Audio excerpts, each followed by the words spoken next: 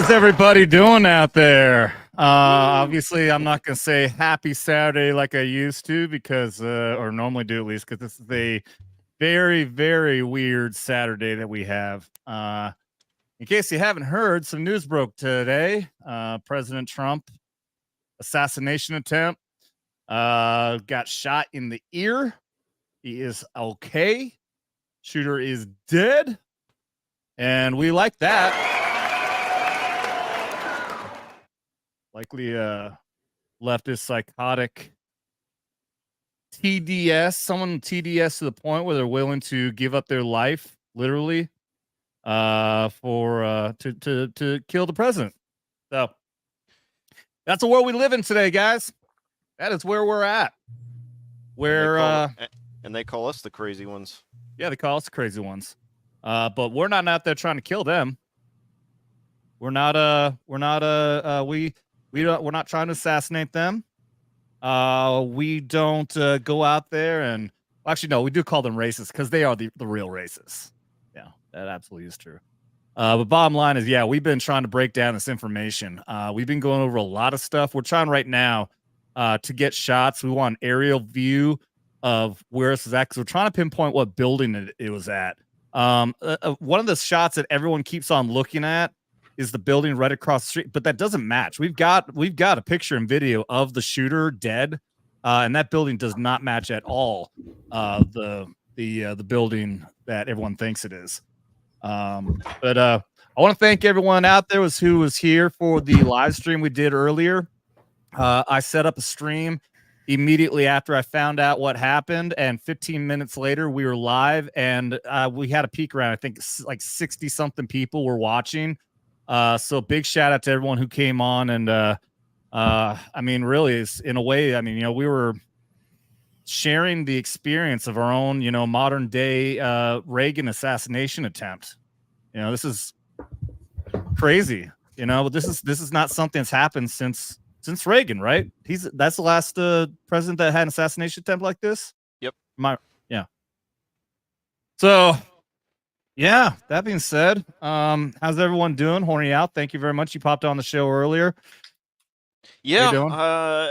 This is an interesting times we live in, and I don't think it's going to get any better for Trump other than getting more support. But I think you're probably going to possibly see some follow-up copycats potentially. Yep. Yeah, I 100% believe that is something that's going to happen. The good thing here is, and I talked about this on the show, that hold on, I've got a tweet here that says, "Oh, no fucking way." Yeah, that's got to be. Yeah, there's a picture. I cannot pull this up, but go to Melanie Mack Twitter.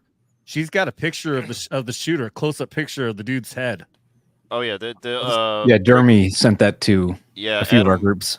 Adam Krigler posted it too. So, holy fuck, yeah, yeah. Just so everyone knows, this is graphic as fuck. Blood all over. Definitely a while after the shooting because his face is blue and all the blood on his face is all dried up and crusty. Yeah, he got fuckered up though. Yeah, I and think he definitely looks like a fucking someone who could be an Antifa douchebag.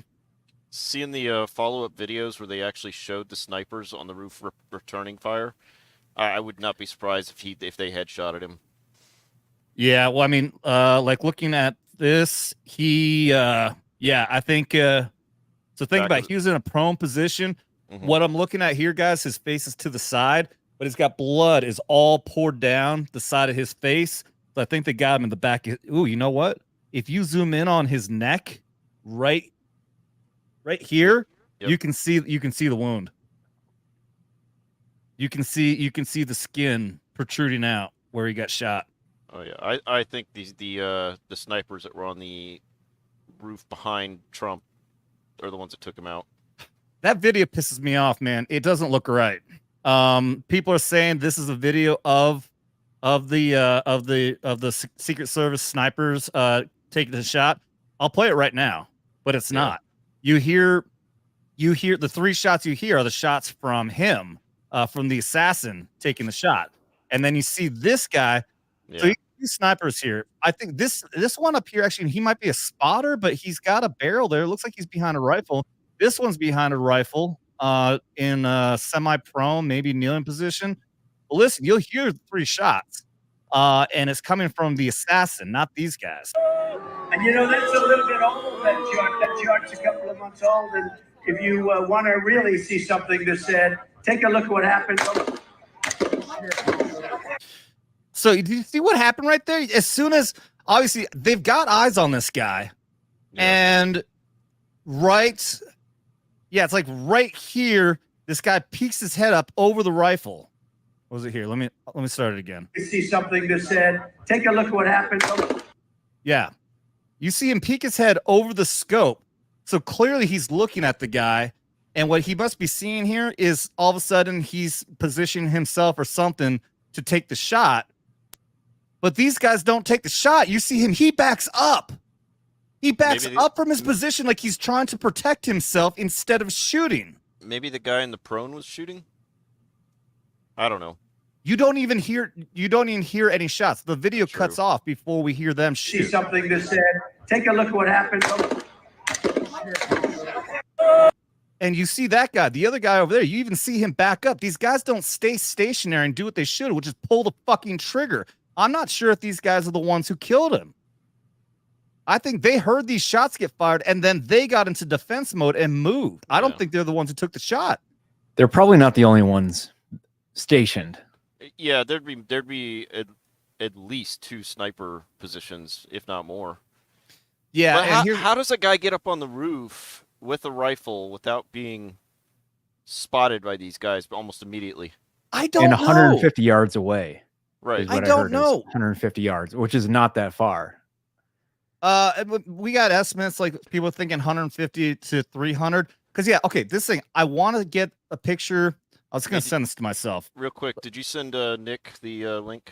Yeah, he's got it. Okay. Yeah, I see him over there. So the building everyone thinks that the shooting is coming from, I guarantee you is wrong. Is not the building. The building he was on was one further away. And if I can get the damn picture up here, I will show you. Okay, here we go. All right, I'm sending this to myself, and I'm going to pull it up. We're here now. Okay, so I'll show this first. I see the super chats and everything, guys. I will get to you here in a minute. Obviously, we're just really fucking, anxious about this this stuff. My heart's been going like 100 miles per hour ever since I heard that the shooting happened. Okay, so this is where everyone thinks. So Trump is down here. Everyone thinks that the shot came from up here. And I can tell you immediately that's not the case. Absolutely not, because we have this video. Take this down. We have the video that shows after the shooting, the guy's body on top of the building. This is the building he's on, right? This is the building. This is zoomed out. I'm going to zoom in a little bit. This building is not a part of any other complex. You don't see any other high buildings around this one.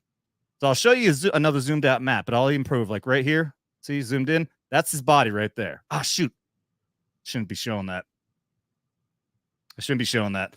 But in any case, okay, so to give you perspective, like I was saying, that complex that everyone thinks is at could not have been at. So I'm going to go into my chat here, and I'll show you a picture of what the likely building actually is this one back here. So this building down here with the parking lot is the one that everyone thinks that it came from. This building over here that's not attached to any other big buildings is very likely that's the one where he was actually shooting from. Right. And it makes more sense they'd be shooting from over there because, yeah, there'd be guaranteed a lot of security over here. In fact, I'll bet there's probably snipers on these buildings here. And these buildings, this might be where the actual sniper was the buildings down here, the Secret Service snipers. And then this guy somehow. So we're saying, how did he get on there? Look, there's a road right here. He very well probably scoped this area out. He might have had like a ladder ready. He could just park the car, ran over real quick, put a ladder up, and then crawled over here. And I'm no expert on how the Secret Service does their thing. I don't know how far the cordon off is from the president. I'm not sure where they block off. I know they show up several days ahead of time to scout everything. Yeah, it's called. Yeah, that's oh my God. I did my training back in 2017. An advance. It's called an advance. Yeah. Right. Typically an advance for like a police, actual like presidential detail is 2 weeks ahead. And at least like Dan Bongino talks about it. Like if they're going over to another country, they do an advance 2 weeks in advance. Now, I don't know how much in advance they do it here, but I know he's also said what the cordoned off area would be, what the security zone would be. I don't know either, but this is absolutely a hot area, a potential danger zone that they would have flagged as a potential sniper nest. They absolutely would have flagged this. I would have thought they would have cordoned off all the way to the road. Yeah. You know? Well, that's the problem. Yeah. That's the problem we were talking about on the show. And that's something that Dan Bongino's been talking about for months. Like at least the entire fucking year he's been saying the threat level that Donald Trump has right now, the security that he has is insufficient for the threat level. He does not have the personnel to properly secure him for the threat level he has. And that's why he was dangerously unmanned to secure this entire area. Yeah, dude, that second link in the private chat is a photographer caught the bullet in midair as it zinged by his head. Yeah, I've got that pulled up here. Let me pull this up. Yeah, I've seen a lot of people post that. Yeah, this is because the bullet was moving so fast. Obviously, it looks really long, but that's just because the picture is probably catching how time works. Yeah, multiple times it's caught at once.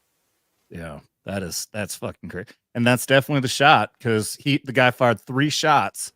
And then what we figured and we think happened when we were talking on the show earlier, that we did a whole emergency broadcast live stream earlier and talking amongst each other along with my buddy Scotty, who's a Marine machine gunner. We think that likely this guy, he had his sight in for a headshot on Trump for the first shot. And people are pointing out that a millisecond before the shot went off, Trump jerked his head. And that tiny little jerk saved his life. And what happened immediately after that is the shooter freaked out and jerked his rifle over and hit 2 people in the audience instead. One person is dead and one person is wounded. Because they were saying there was 8 shots. And if you listen to the video, there's 3 that almost sound like prepared shots. And then a pause, and then like 5 rapid fire shots. Like and those shots were Secret Service who killed him. Those others. Well, no. There was 5 rapid fire shots. I think it was because they said the shooter shot 8 times. I think when he missed after the first 3, he just started shooting wildly, like you said. No, that's absolutely mistaken. Okay. We'll play the video again because you can clearly hear the difference in caliber.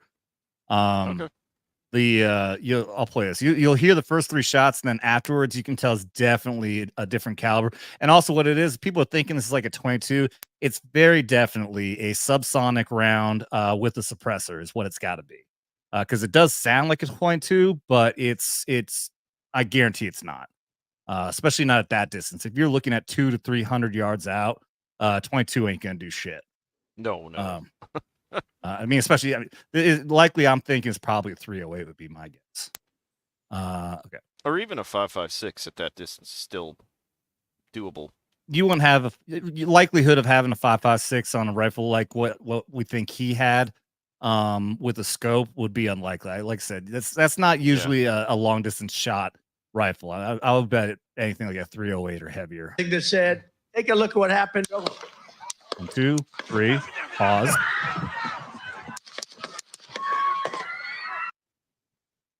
I hear what you're saying. Actually, that does sound pretty. Hold on. Here's the thing. At the end of those, wait. At the end of those 5 shots, you hear another shot that sounds different, and I think that's the sniper shot. And then about 10 seconds later, you hear another shot like that. Oh. Yeah, you hear right at the end. You hear, I didn't even think about that earlier, but you're absolutely right. That does sound like the same rifle.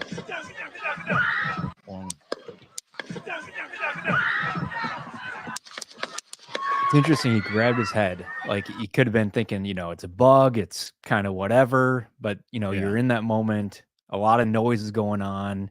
And then it's probably shock, and then everything happens. When you're in shock like that, he probably just thought it was a sting or something. And then could be anything, yeah. But then he heard the shots registered, and then he got down on the ground. Well, he also you would hear the bullet. Right. It's a very loud. I mean, I know exactly what it sounds like. Not that close, at least, but I've had bullets going over my head. That you hear like a zoom. Yep. When it gets that close to you, it's a fucking snap. Yep. I think in Trump's statement on Truth Social, he stated that he heard a whizzing go by his ear. Yeah. Yeah, that makes sense. I'll pull that up too. But yeah, that's crazy. I didn't think about that either. So he did try to take 3 shots. So he missed the first one. And the next 2 careful shots after that was probably him still trying to hit Trump, but then Trump was down. He's like, "Fuck it, I'm just shooting into the fucking audience now."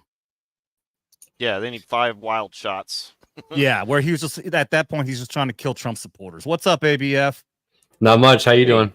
Oh, dude, fucking crazy day, man. Fucking crazy day. It's nice you got that Maximus mask in the back, because we're gonna watch the Gladiator 2 video or trailer. Oh, right? yeah, that's nice. I got it primed up, so hell yeah. My only gripe is the music they use in it, so I haven't even heard it all the way through yet. It's such a tonal shift at the last half of the video. It throws everyone off, and it's been downvoted to hell. Oh shit. I forgot my whiskey. That is the biggest fail ever. I can't forget the fucking whiskey. I'll be right back. Speaking of, I need to go get my beer. Yeah. Well, in case anyone's wondering, I basically just found out about this about an hour ago. I was out getting a haircut and doing a bunch of errands, getting ready to go to Milwaukee, and put all my guns away in the safe because I'm not going to be home for a while, Yeah. Yeah, it's crazy. There's like we were talking before. There's pictures of the guy dead on the roof. I saw that. Yeah, Melanie Mack picture. I was watching while I was finishing up dinner. So all right, I'll be right back. Yeah, I'll read the Truth Social message from Donald J. Trump, real Donald Trump on Truth Social. I want to thank the United States Secret Service and all the law enforcement for their rapid response on the shooting that just took place in Butler, Pennsylvania. Most importantly, I want to extend my condolences to the family of the person at the rally who was killed, and also to the family of another person that was badly injured. It is incredible that such an act can take place in our country. Nothing is known at this time about the shooter, who is now dead. I was shot with a bullet that pierced the upper part of my right ear. I knew immediately that something was wrong, in that I heard a whizzing sound, shots, and immediately felt the bullet ripping through the skin. Much bleeding took place, so I realized then that what was happening. God bless America. Hell yeah. Unfortunately, though, that response by the Secret Service was fucking hot garbage. Oh, it was awful. It was really bad. I think so too. Yeah, he didn't know that, but more. Well, I mean, he's still gonna, he's still gonna show them love anyways. I mean, obviously they put their bodies online, they surrounded him, but he should have been off that fucking stage in 2 seconds, man. I don't know what the fuck they were doing. Well, so in one of the versions of the video, they have the audience noise brought down, and then they have the you can hear the Secret Service talking. And at one point they say "shooter's down," and then not like a few seconds after that, they trying to get him up to move him, and he's like, "Let me get my shoes," and then that's right after that's when he did the fist thing. So I wonder if he was willing to take the risk because they knew the shooter was down, but even then the Secret Service should have got him out of there regardless. They don't know if there's multiple shooters. They don't know if it's a coordinated attack. That's exactly it. You always assume there's a secondary attack, always. And I mean that's coming from when you're in combat, that's coming from security. I'm sure police do the same thing. Like I said, I was trained in executive protection. I told this over and over again today. When something happens like that, you grab your fucking client, or we go by principle. You grab one hand on the fucking belt or whatever they got down. You grab the other one by the fucking shirt. You get them down and you fucking force them to move. If you have to drag them, you fucking drag them. But you get them out of that area as soon as fucking possible. The fact they were up there that long, and they just slowly got out. That is not protocol, man. That is not protocol for anyone executive protection. So I'm disgusted by it. And then I've got video too. But first, I'm gonna go through some of the chat here, but we're gonna start things off right with Blue Core Devil. It has begun for $20. Thank you, Blue Cord. Much appreciated. Dropped a 20 on the emergency broadcast earlier as well. I greatly appreciate that. Once again, I've got a new It Has Begun video I've been working on, and I was gonna have it today, but then guess what? Trump gets shot, and it's still not ready yet. But here you go, buddy. It has begun. Cheers to you, Blue Cord. Let me run through some other chats here. Shout out to everyone who's here. Oh, Clinton Hash starting off here. First one, America. It's a hell of a day in America for sure. You get that right. Sea of Rabbits, Twisted Pixie, That Law. What's up, buddy? TX, Beowulf Revenge, and we got That Law member for 4 months. And I know you want to keep this on YouTube for a minute, but dude, this may need to go over to Rumble. This is gonna be a heavy night. You know, that's not a bad idea because we could cut over to Rumble later on and show the pictures and everything that we've got. I guarantee. Well, I don't know. Does anyone know if Rumble has a showing dead bodies restriction? I'm not sure. I've never heard anybody talk about that. I don't know. Not like there's a bunch of lefties to turn you in over there, though. Yeah, absolutely. Yeah, I don't think anyone would report you. Yeah, Adam, throw up this link on Adam Krigler that I put in the private chat. All right. I just want to read the two differences in the way these people speak. So this is Harry Sisson. I don't see. Oh, I just put that in there too. If you look at in the private chat, we put the same thing in there. So. Oh, we did, didn't we? That's funny. Yeah. There's not a link. It's just a title for the tweet. Is Harry Sisson being caused? There's 2 links above that. The one right above what I said. Okay. Adam Krigler. Yeah. Gotcha. We posted the same one. Great minds. But yeah, this is kind of like what's that one Twitter account where they post people saying one thing and was another thing that's contradictory to it? Yeah, exactly. So I just want to point this out. So this is Harry Sisson saying, according to Supreme, is probably a couple days ago. Real quick, who's an absolute psychopath.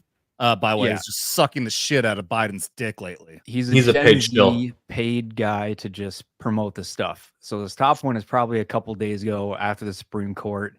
According to the Supreme Court, Biden can now send in SEAL Team 6 to take all of them out. He could send in the military to take out Trump. He has that, quote, immunity for official acts now. Completely inaccurate. It's not what the Supreme Court said. And then, so I see that first one as this is his PR, this is his job. He puts up stuff like this. He gets paid and clicks and access and all that. And then this next one is the damage control. It's like, we can't say this stuff, so you got to put something out that says to cover your ass, basically a CYA thing. And this next one is political violence is never okay under any circumstances. The shooting at Trump's rally is absolutely unacceptable.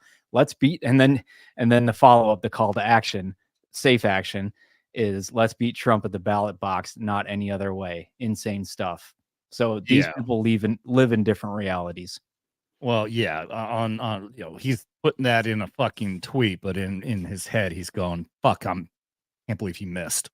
And he doesn't want to get sued and all this stuff. And yep, you're right. CYA. Oh, these people have no morals. Yep, it's pathetic. Hold on a second, I forgot to pull up my stream element so I can keep we won't show a link of it, but other people are showing the Kathy Griffin holding the head up from years ago, the Johnny Depp speech about an actor doing their thing to a past president. Even Biden just earlier this week, after the debate, he said we need to put the crosshairs on Trump. Mm-hmm. Yeah, and I was saying before, I wonder if that was like I mean, this is conspiracy theory type talk, but I wonder if that was like a call to action. Like maybe there were people out there who were Like, okay, if you hear this phrase, that means fucking do it. That's at the worst case scenario. At the least case, his speeches go through people. They all get checked. So when you say something like "put a bullseye on," this stuff has happened in the past multiple times. Different presidents, they know what they're doing. Every word that comes out is approved. Yeah, it's all very intentional too. Yeah. Oh, but mean tweets. Yeah. All right. Let me get back through. Say hi to a few more people. We got 32 flavors of Nick Wise who's going to be popping here on the stream here in a little bit. Stephanie? What's up? What's up, Stephanie? Steph to the power of A. Steph, yeah. Upside down E. Steph to the power of A. Knee. Shaka Zulu. What's up, Shock? Andy Pickles in the house. And we got ABF in the chat and on the stream. And I think that is it. Thank you all for being here. Really appreciate it. Glad to see everybody. Okay, what was the next? What's your assessment here, ABF, before we get a little further into this? Well, I was telling you guys that I'm kind of just hearing about it in the last hour. So, oh really? Yeah, I was out doing errands, getting ready to go to Milwaukee. So, oh yeah. But I mean, just hearing about all the details so far, this is totally insane, and it's a very, very bad look for the other political side. So, yeah, absolutely is. I mean, yeah, let's be very like we're saying, they've been observant of what everyone's going to say. And I've already seen people on Twitter, say that, oh, we can cancel out January 6th if you cancel out this type of stuff. Have you seen the headlines coming from some of the mainstream media? They were saying Trump injured at incident in Pennsylvania. Yeah. Oh, it's an incident. Is that just like in Minnesota when the guy drove through a fucking Christmas parade and they say an incident happened with an SUV? Then there was another one that said Trump injured after he fell at rally. Something like that. Here, I got a meme I'm gonna put up on the screen here. This is from one of my lefty friends that posted it, actually. Yeah, I saw it about 10 minutes in. JFK falls really hard at rally in Dallas. Because that's what they were saying at first was Trump fell. Yeah, I went right to Facebook to see what I barely get on anymore. I deactivate it, but I want to see what other people are saying. And they're like, how about that gun control now? Stuff like that. And I'm like, their brains are just so broken. They can't comprehend that kind of stuff. Yeah, you want gun control? Guess what stopped this guy? A gun. Yep, every single time. Yeah. So okay, I want to show this again. Again, trying to compare what the situation was. I want to know what the orientation of this stage is, because these snipers up here are in a building that seems pretty close. You got that map up or still? Yeah, I'm gonna pull it up. Okay. Wait, where is it? What I really want to know is the caliber and the rifle used by the shooter. Yeah, we're suspecting because of that the sound is likely. I'm thinking is subsonic with a suppressor. So I think so that building they're on must be the buildings right here behind it. Yeah, because the circle above A, that looks like that's where Trump was standing. Yeah, so I'd like to know the back into the right. Right, because that's definitely too close for the snipers to be over here. So yeah, they must be positioned there, where like on that building just to the right of the A. You think there'd be counter snipers, or what's the location? What's the location that they're at? I can't remember the name of it.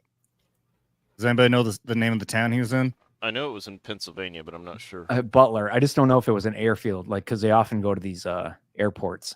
Yeah, it's because it's convenient for him to land and just hop out of the airplane and do. This honestly looks like because that looks like a running track behind those buildings. It looks like it could be at a college or something. Mm-hmm. Okay, so I'm looking at the two. I'm gonna pull that other shot again so you guys can look at it. Because here's the thing, like, okay, so when he was, let me zoom in on me. he was looking to the right. Like, he was doing this. He's looking to the right, talking to people over here. And the shot managed to go directly past his head, which meant that the shot was coming from the direction that he was looking. Does that makes sense, right? Mhm. If not a little bit off, but very likely, because we even saw the picture of the bullet. This guy was obviously, he was trying to aim right at Trump's forehead, but instead it went out to the right.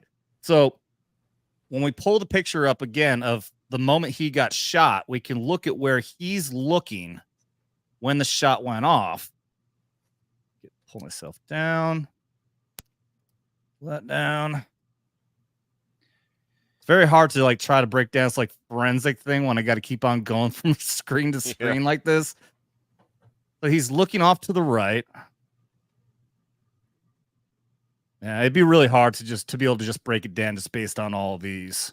Yeah. But one last thing, I'll pull up that shot again of what we were looking at with these guys up here would be the counter snipers, but they definitely failed in their job. So the stage is right here. You can see the way that the back of the stage is oriented. He's right here. He was looking off over here, and that does show that's where these guys are looking too, off over here. So these are the buildings that we see in that map. It's just really hard to judge based on the orientation on there. I don't know. Yeah, I saw about 10 minutes into the incident, and then I started listening to everything and tuning in. Benny Johnson, CobraCast did an impromptu. They were all, a lot of them were driving. Krista put it up, and then Jeremy was driving. He said he pulled over at the time and then was doing that, talking about it, and a few other people jumped on. Jay eventually jumped on, Drunk 3PO, and he's at a Comic-Con with Gina Carano in Tennessee, and while it happened. And I guess like everyone stopped talking, looking at their phone, and then they started Trump chanting like Trump 2024, and no one knew what was going on, but they heard the chant going. So even at a Comic-Con, people were doing this, chanting, Trump 2024, and just everything stopped. That's awesome. Yeah, it's interesting. Yeah, it overlaps culture for sure. Congratulations, ABF, on the charges being dropped. Thank you. Devil made me do it. Nick, Adam, what's up? Hey, what's up, Nick? Gentlemen here, and a few of them I just saw last month in Dallas. On top of that, Yep. them apples. Yeah, well, I haven't seen you on here in a minute. We been missing out a few times. No, dude, we know it's funny. Like I was just like, oh, I can do it. Oh, I can't do this. And now it only took for something really wild to happen. Like, okay, tonight's the an night. assassination attempt on Donald Trump to finally get you back on the show again. I did not want it to be like this in order for me to come back, but here we are. And I think it's safe to say, prior to today, I was actually talking with comics and culture. I was like, I'm not gonna lie, outside of the Trump arrest or like the mug channel, it's been fairly tame. Like as far as like yeah, there's some like people are going off as usual, as I guess you could say as the average election year, but nothing I'm feeling like, whoa, this is getting crazy. Now I think we have finally hit this is the election season now here. Now everything's gonna get turned to 11 now after this one. This was the match that started the fire. Kicking off with Trump getting shot in the freaking head. Dude, no, I was seeing the memes flowing. There's one because of that scene from Matrix Reloaded. Yeah, Neo puts up his hand, and he dodges all the bullets, and then put Trump's face on it. Yeah, there's another one I posted. The memes are great about this. Oh, That one. They're so good, dude. The memes. It's amazing how something like this happened, and boom, 800 memes are already out there. There's also I saw a shirt. I think it was D-Day Cobra. He had the 47-cent shirt, like 50 cent, but for 47 for Trump. I was like, okay, that was the meme I was about to send you. So I just dropped that in the private chat. Don't worry about it. Yeah, that was the one that I saw is first. Hilarious. Also, yeah. You get that fucking psycho there. Got the triggered girl grinning at her. She's Hey, what's up, Frank? Sergeant V, who I'm going to be hanging out with there in Milwaukee next week. Dude, you're going to the RNC. Yeah, dude, you going? Oh, wow. Yeah, dude. I mean, I was already kicked into high gear about the idea of being at the RNC. Now, though, holy shit! Now it's more meaning than ever. Now get ready for ridiculous security measures. Holy crap! Oh, I mean, dude, yeah, right? That's fine. We're going It'll to be go worth into it. like overdrive with the security, dude. I already told Frank here that I was willing to stand in line for as long as I needed to be able to get into the Trump speech. Because likely is you have to get there very early. If you're not there early, then you're going to lose that chance to get a seat. Yeah. I probably have to get there 8 hours even earlier now. People are going to want. It's like the Phantom Menace in '99 when people were camping out to see the Phantom Menace. Except now it's Trump in 2024. That's the new Phantom Menace now. Right now more than ever, the VP pick, the announcement is going to be even more important. He might have announced it today, and so now it's probably going to be at the RNC. And that's going to be the deadline pretty already important supposed position. to be set a few days ago for the VP pick? Isn't there like a deadline for that, or does that get announced? No, when? Because I thought there's supposed to be a certain time when you have to have your VP pick lined up. I never heard anyone saying that there's a deadline on it. I thought the pick was like always like typically late in the election run, anyways. It depends on the strategy all the time. Yeah, even after like the RNC usually and stuff like that. So I'm pretty sure that you can. Hillary, I think she picked her horrible fucking diversity hire dude like pretty like after their convention. I could be wrong though. But the pick of the shooter, we've got a pick on Twitter, which is clearly him. You can recognize the building that this dude is on. So, Frank, is the picture that you saw the one that you see he's on his right side? He's got a little wimpy fucking goatee and blood dried all over his face. If that's what you saw, then guarantee that's the pick. Yeah, I guarantee. Yeah, James O'Keefe just posted it. He said it's official. It's been confirmed that is an actual picture. Yeah. You can, because we've got a video of them showing of the building where you can see the guy's corpse after he got shot, and it's a tan building. The paneling, everything matches that picture perfectly. So that's definitely got to be it. But he does look. One thing is crazy. So on the live stream we did earlier, people were immediately posting out. This is the guy. This is the shooter. He's a psycho fucking Antifa dude. The one that's getting put out was like a chubby fucking. He looked like a guy. He looked like a guy who works on like pizza in the kitchen. Yeah, I'm immediately saying bullshit. There's no fucking chance that people know who this guy is already, and absolutely confirmed. This is the guy who was dead. He's a scrawny little dude with a fucking wimpy fucking goatee, looking like a little bitch. He definitely fucking some Antifa fucker. I think near the end of D-Day Cobra's stream, which he went for like 2 or 3 hours, he mentioned that it was confirmed that he was a known Antifa supporter. So wow, what a shock! It wouldn't surprise me. Hey, remember, guys, they're just an idea. They're just an idea. It's just an idea. But again, Nadler, dude, I don't believe they know who he is. We have a picture of him, but I don't think anybody knows his name yet. Like I said, there's theories were going out that the dude is Antifa. No one knows who the guy is yet. I mean, unless I bet 4chan knows. Yeah, there's definitely those investigators. I mean, based on the picture that came out, which was long after the shooting, though. So the picture is out now. So now somebody can find it. But at that time, no way anybody knew who this guy was. You're probably right. Let me come up here to Wayne Rowe for $10. Says Harry Sisson was the punk we knocked out in the bar when we were on leave. God bless you all. Congrats on Alec Baldwin's finger getting off. Love you, infield and Alf.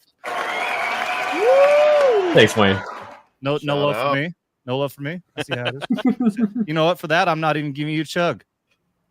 Okay, you get a chug.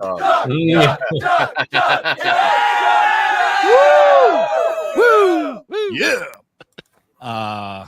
Yeah. Harry Sisson. Yeah. Sissy. I love that his name is Sisson. Sissy. Very fucking fitting. Did you see Nick? Did you see the picture of the bullet caught on camera? midair. Yes, I did see that, and I was just Midair, like, "Holy crud!" Like, you want to talk about like the fact that that bullet was that close to Donald Trump? Like, that's like really like it really makes you put things in perspective. Because here's the thing: I was just at home. I was on, hanging out at home in my room. My girlfriend were just chatting, and I just had this hunch to just check my phone, and all of a sudden I refreshed my feed. And it showed less than a minute ago. And so like I saw DJ Cobra and Luke Rukowski mention Trump has been shot. I'm thinking, like, I was like, oh crap. I had already been like thinking in my head they were gonna like make the attempt, but it was still like it's still shocking for it to actually happen, even though you suspected for a full year, 2 years. And yeah, now seeing this bomb, just like holy crap, he was that close, and unfortunately someone else may have lost their life from this one bullet, because I saw there was that one photo where it showed like a major blood spot. I was like, holy crud. So what happened in critical condition? What happened? Yeah, so one person died and one person is in is badly wounded. What happened is we did break that. I thought completely that the first 3 shots you hear was from the assassin, and then following shots after that was Secret Service. But we did break it down. We listened to it. And Alf was pointing out, it's absolutely right. The first 3 shots clearly were very precise shots where he hits Trump, realizes that he missed, took 2 more careful shots trying to get him. But at this point, obviously, he wasn't aiming right and missed. And then after that, you hear pop, pop, pop, pop, pop, pop, pop. And right there is when he started shooting into the audience instead. Is the audience behind him. He managed to kill one person and wound another. And then after that, you hear a series of other shots that are clearly a different caliber, which has come from Secret Service who killed him. It was really wild to see all that playing out on a video. It kind of reminded me of like when we saw like some of the 9/11 stuff where you saw like an actual building collapse like live and in front of you. Like it felt really eerie, like watching all this stuff. And like I'm like, whoa, this feels very uneasy to watch. And like this. Yeah. Oh, like I was, and I had to watch it twice, just like make sure I'm like, this is actually happening in our lifetime? Because the last time this obviously happened was to Ronald Reagan, and I think that was right a few years before, or well, show off my age here, right before I was born. I'm just like, holy crap, we're at this point again. And with Trump, like, I was talking to my girlfriend. She's like, I'm surprised they didn't do it the first time. I'm like, well, there's a reason they didn't do it the first time. It's because they didn't take him seriously. They thought he was going to be a joke that no one would vote for, because a lot of people forget in 2016, in their eyes, he was not supposed to win at all. It was supposed to be a Hillary landslide. They thought, oh, this is perfect. This is the perfect guy. We can beat him. We'll get Hillary in there easily because no one's going to vote for this guy. So by the time the announcement came up that Trump was actually the one that got elected, it was the equivalent of they got caught with their pants down. It took them off guard. They were so sure of it. They had everything set. Newspapers were already printed just to give that win. And it was the shock heard around the world. And that's why they did. Now, since that win, now they take him seriously. Now they do, because they didn't think he was going to be this credible. They thought no one's actually going to vote for this guy. Hell, I didn't think. I mean, I've never, honestly, I'll admit, I never voted until 2020. I didn't think he was going to win either. I didn't. I was just like, how is this going to work? But clearly, we all saw how history played out. Yeah, you're absolutely right. Yeah, they didn't take him seriously, and I'm sure they also didn't think he was going to be effective in any way, but he was, and they also learned he can't be controlled. He is completely on board, which is trying to dismantle this government control and give power back to the people. And that is such a massive threat to them that they're willing to kill, cheat, and steal in any way possible to take the power away from him again. Oh, yeah. Between the bleach, the fine people on both sides, Charlottesville, you had the Kyle Rittenhouse thing. You had the Covington kids as well. Then, of course, you had the Me Too, which they're trying to tie him to that. Then, of course, Stormy Daniels case number, whatever it was at the time, they were throwing everything and then some at him. It was, and that shows you once again how unexpected his win was. They realized because that didn't go according to their script, they needed to react that much harder. They weren't going to let it happen again, basically. Oh yeah, that's what 2020 was. I remember watching that live at my parents' house. I remember being up at 3 a.m. I had a few buddies of mine coming from Chicago to watch the election with me.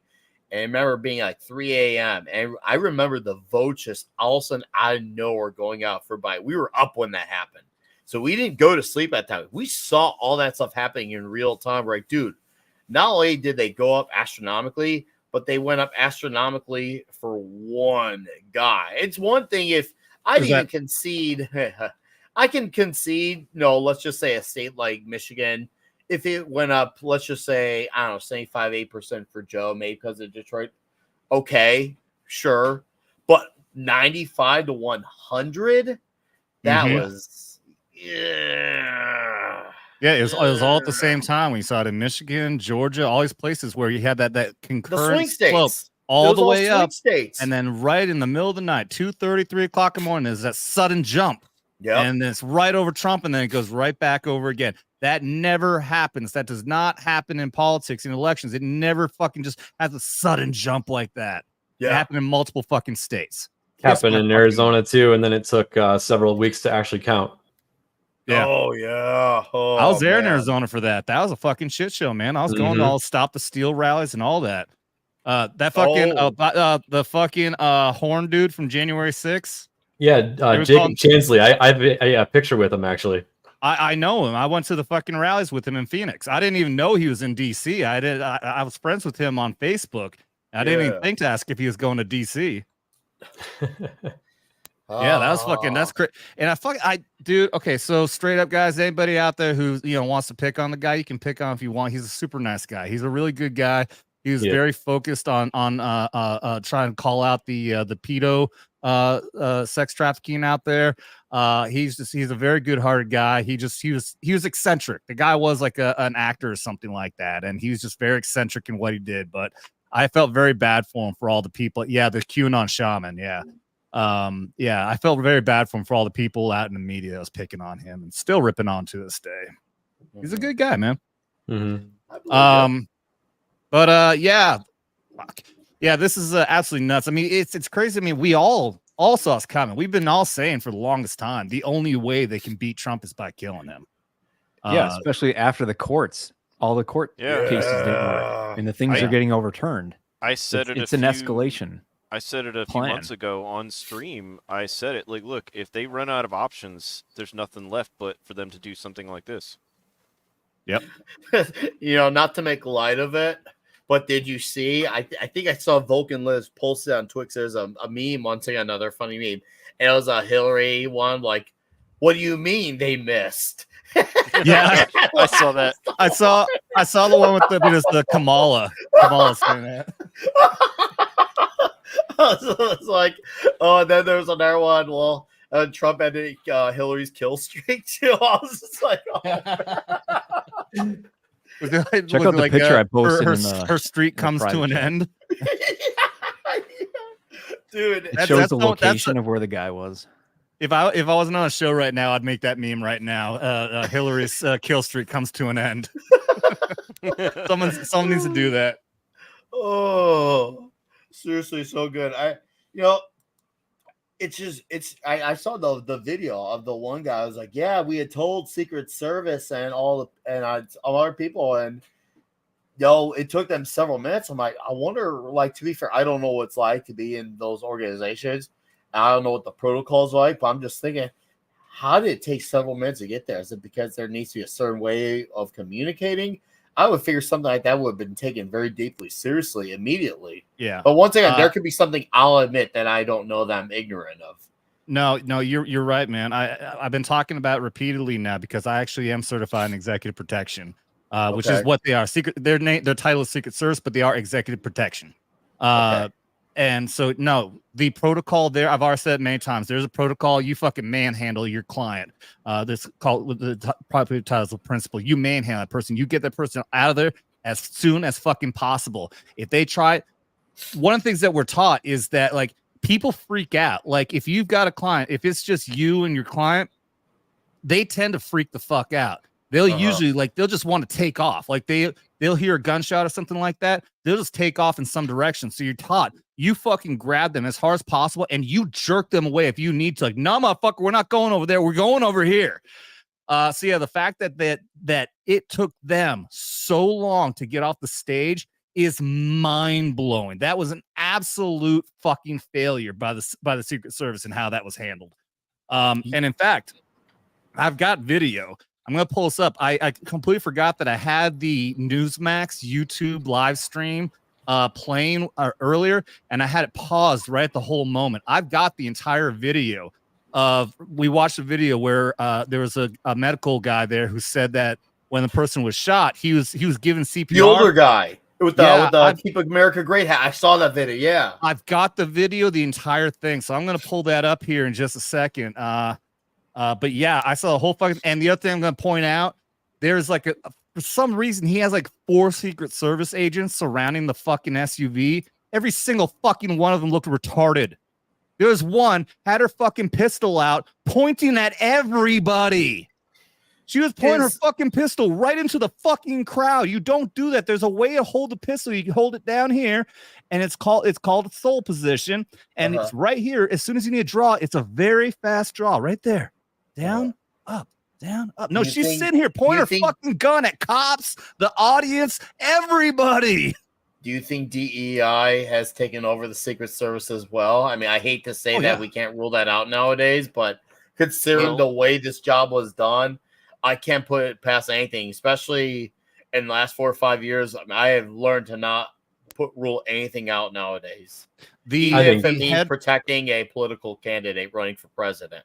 The head of the Secret Service is a DEI freak. She's an Asian female who we know damn well has been working specifically for the Democrats. She's the one who has rejected RFK to get any Secret Service, and she is the one who's rejecting the request to give increased Secret Service to President Trump. Dan Bongino, who was a former Secret Service agent for a long time, he was under he was a protectee of Obama, says that the threat level that Trump has right now, his Secret Service detail is disgustingly understaffed. And was absolutely set up for something like this to happen. It feels like that. It really does feel like it was absolutely set for that. And I believe that from Mr. Dan Bongino, because this feels like it should have never gotten to this level. Like, granted, I know it really could have been worse. It really could have been worse. And 1 inch to the side, yeah, it could have been way worse. 1 inch, yeah, dude. We could have seen him. We could have seriously seen him had his own head maybe blown off live on TV. Yeah, that would have ignited riots, cities and suburbs. Cities and suburbs. We do not need that at all, ever. I've stayed away from a lot of politics this year, especially because I'm on my buddy Comics Division's channel, yelling at Parker. I was talking about it, but man, now I'm just like, holy crap. Just when I thought I was out, they pulled me back in with this madness, man, because this is stuff you can't ignore. This is way too significant. It's gonna definitely be one of those things where we'll look back on our lifetime like, I remember where I was. Remember that day. Yeah. I it felt like there was a little bit of that energy. Like, even like I went to go get a few things at my local Walmart, because unfortunately it's the only grocery store in my area. And usually it's hopping on Saturday nights, and it felt different in there. And I don't know if it had anything to do with this, but I've never seen that store as slow as it was before. And I wonder if it was just people being at home, being in shock what happened, but it felt different. There was a very eerie vibe in there. It was. I thought Tumbleweed was going to pass me by in there. Dude, I was on a stream when it happened, and I had people in my chat like, dude, someone just shot at the president. And I was like, so I actually stopped in the middle of the stream. I was still playing, but I stopped and I went over to Twitter and looked at it, and I was like, holy shit. I was just talking to the chat about it. So they're saying this is the building that he was on. I see a ladder and it looks there. right from the other photo. There's a ladder. Yeah, there's a ladder attached to the building. Yep. And I would say the fact that there's a cop car right there would make it even more legitimate that this is actually the location. It does look like it matches. It's the right color. Dude, I can see that spot in between on another photo. That little connector part I've seen in other photos.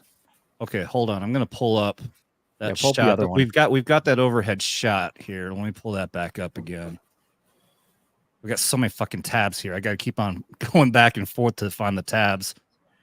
Well, as you're finding the tabs, yeah. I think another great point to be mentioned about all this, it's a good thing, you know, for all the flaws Twix has. Can you imagine if we were still under like the Dorsey regime? This stuff would have all been buried. Think about it. For real. This would have all been buried. Like, once again, I acknowledge that there's problems still to this day, but at least we do get to see the benefits of it right now because we're seeing this stuff come out, because you know this would have been downplayed. Well, and one of the first posts that I saw was Elon Musk saying, I fully support or I endorse President Trump and, you know, all these things. So I'm paraphrasing, but yeah. Yeah, was like no, I saw it. Top one saying I endorse it. Hope all is well. I'm looking at this picture. I'm not sure. Okay, so the picture that we have is shows a parking lot right in front. Yeah, I guess it would be in this corner here, because this is what we were even suspecting earlier. There's this road right here. All the person would have had to do is pull into the parking lot here and could have ran up to that ladder. Dude, look directly, because it was a little part that went between two buildings. Look directly below the B. You see that little part that connects the two bigger buildings? No, below the B. Go straight down. See that little part that connects? That's it. Down there? Bring up the picture again. That's not it. No, there's no parking lot. The other picture has a parking lot right in front of. Let's just say bring up the picture, because that's yeah. Go back to the other picture. He's right, because there's no little connector between buildings for that particular building with the crosshair on it. It's a very narrow area, though. Look, see, it's very narrow, and there's a parking lot right here. But see, that does look different. Yeah, because there's no parking lot at the other one I was pointing at. Mm-hmm. Oh, you know what, though? It could be the first one I was looking at, because, look, okay, I was assuming this one here was sticking out further than this building. We can't see this. The other building, this building over here to the right, could be longer. Okay, maybe they're blobbing together. So keep this in mind. Yeah, in the image, we may not just see this separation, but keep this in mind. Assume that this building to the right is longer than this one, and then we'll look at the other picture again, that would... Then again, the satellite imagery might not be up to date. No, I think it absolutely is. I think this absolutely is. I think it's just an angle issue, and that's why it looks off for us. I'm telling you. Oh, but there's also a tree there. Let me pull this up and see if there's a tree. Yeah. Oh boy. No, there's no tree. The more we see. Oh. Well, I can't tell. I would say zoom in, but you can't. Yeah. Well, right-click, open a new tab, and then you could zoom in on that picture. No, it's a Twitter, the Twitter thing. Let me see. Yeah, it's not going to let me see. It's just going to keep on changing the picture. Yeah, the zoom in's not the most ideal. Yeah, it won't. Yeah, Elon Musk is all over this. He says extreme incompetence, or it was deliberate. Either way, the Secret Service leadership must resign. And he's Jack This should have never gotten to this stage. It really should have not. Whichever one it was. Okay, so I've got a post here from a trained sniper. Let me read what this guy has to say. Show you this. Like I said, he's saying he's a sniper too. He's not saying he's executive protection, but he is saying the same thing. It says, scoop from a snipe trainer. That whole thing was a fucking failure. The Secret Service got there slow. The SWAT team got there slow. And why the fuck did they all keep him on stage? Yep. He should have been off that stage in 2 seconds, yet they stand him up for what? To give the shooter another shot? Yep. Look at the old Reagan assassination attempt. He was out of there in 0.2 seconds. Why didn't a drone pick him up? Why didn't another sniper pick him up? That's fucking bullshit. We cover the Boston Marathon better than our they it's clear type. They cover up they cover our own fucking president. I'm so pissed. I think is what he's saying. If anyone saw how great a job the Secret Service or SWAT team did, they are full of shit. They sucked. They should be ashamed of themselves and all fucking fired. I fucking agree. Absolutely fucking agree. If there's anything that should get DEI absolutely overturned into, I don't know, some other thing that involves absolute meritocracy, this needs to be the thing that gets that going, because this is what happens when that stuff takes precedent on a level where people actually get their lives harmed. I mean, granted, Boeing should have been the thing that got it, but the fact that it happened to Trump like this, I just better get some reaction. Because here's the thing, it's not going to be enough to, let's just say, cut the slash on DEI. You got to absolutely replace it with something, because if you don't, the creators of DEI are going to come up with like another thing like Bridge just to have that substitute there. Basically the same program with a different name. So you got to play their game and have something there to put in its place. Otherwise, they already will have something there lined up. Well, we've got this. There's a video that Steven Crowder from Louder with Crowder. They've got their whole undercover team going now. It's kind of like a Project Veritas type deal, and they've got video of the U.S. Navy's chief DEI chief. I get he's a Navy chief petty officer, and he's on video to a girl he thinks he's hitting it off with. And he says right on there that DEI is a waste of time. Nobody likes it except for the Navy chief of staff. The top-ranking Navy admiral, who again is another diversity hire. It's an Asian female. We're seeing that pattern pretty often right now. We got an Asian female in charge of the Navy and an Asian female DEI in charge of the CIA or Secret Service. But yeah, so he says it even on there. And this is the guy who's the chief of their DEI agenda in the Navy. He says it's a waste of time. He says when the bullets start flying, nobody's going to give a crap about it. He says that everyone's sick of it. But he says also that if Trump becomes president again, then he is going to simply change the name of it, but he's going to continue to push the same DEI agenda, just under a different name. We've got this fucker on camera saying exactly what you were just saying, Nick. That is absolutely their agenda. That's why we can't simply overturn it. Like, as great as that sounds to do it, you got to do more than just that, because for them, that's saying, oh, hey, look, they just did the minimum. Let's just rewrite it. They're not going to look at the details. And then, boom, we have done a 360. We'll just end up back in the same spot where we left off. We need to play offense and say, okay, not only are we overturning this, but here's what's going to take its place. We can't do the minimum with this type of stuff. We really cannot, because at least with when Roe v. Wade got overturned, there was a replacement plan there. Give it back to the states. Regardless of how you feel about that, at least there was something there as a replacement plan. That's the only way this is going to be overcome. You got to have that offense. And this is something the right has been pretty historically awful with, outside of like Trump and to a lesser extent, maybe Rand Paul. Like for the last 12, 16 years, they have been on constant defense. Constant. They need to play offense because this shouldn't be like this. But the problem is a lot of them allowed this to happen too.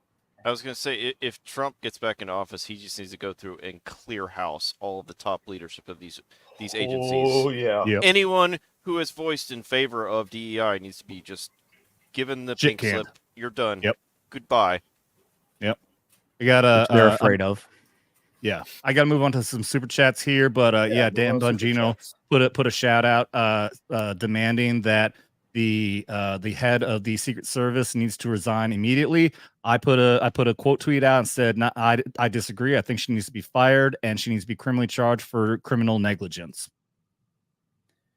Because I guarantee they wanted this to happen. They've been setting this up. They've been stoking the flames for somebody to get out there, put their fucking life on the line to try to assassinate the president, and they want to make it as easy as possible for that person. And you put someone there who's the most disposable. That's why you don't get someone significant. You put someone there who's that can be disposed of.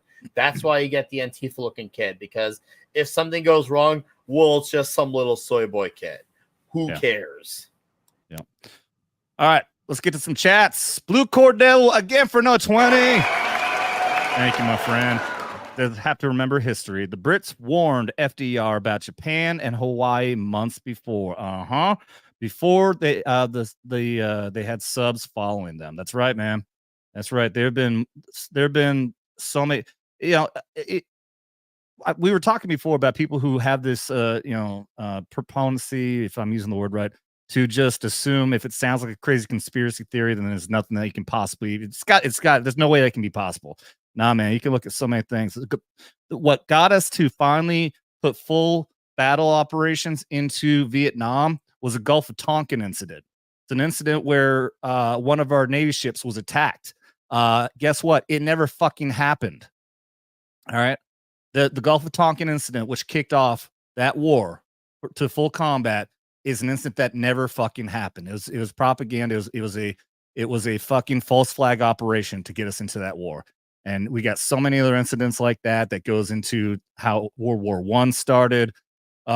Just again, crazy conspiracy theory time. I'll talk more about that on Wild Wednesday, I guess. I think that's now my crazy conspiracy theory show. But yeah, thank you for the 20, Blue Cord Devil. For that, let's take that shot. Man, say go. That wasn't an approach.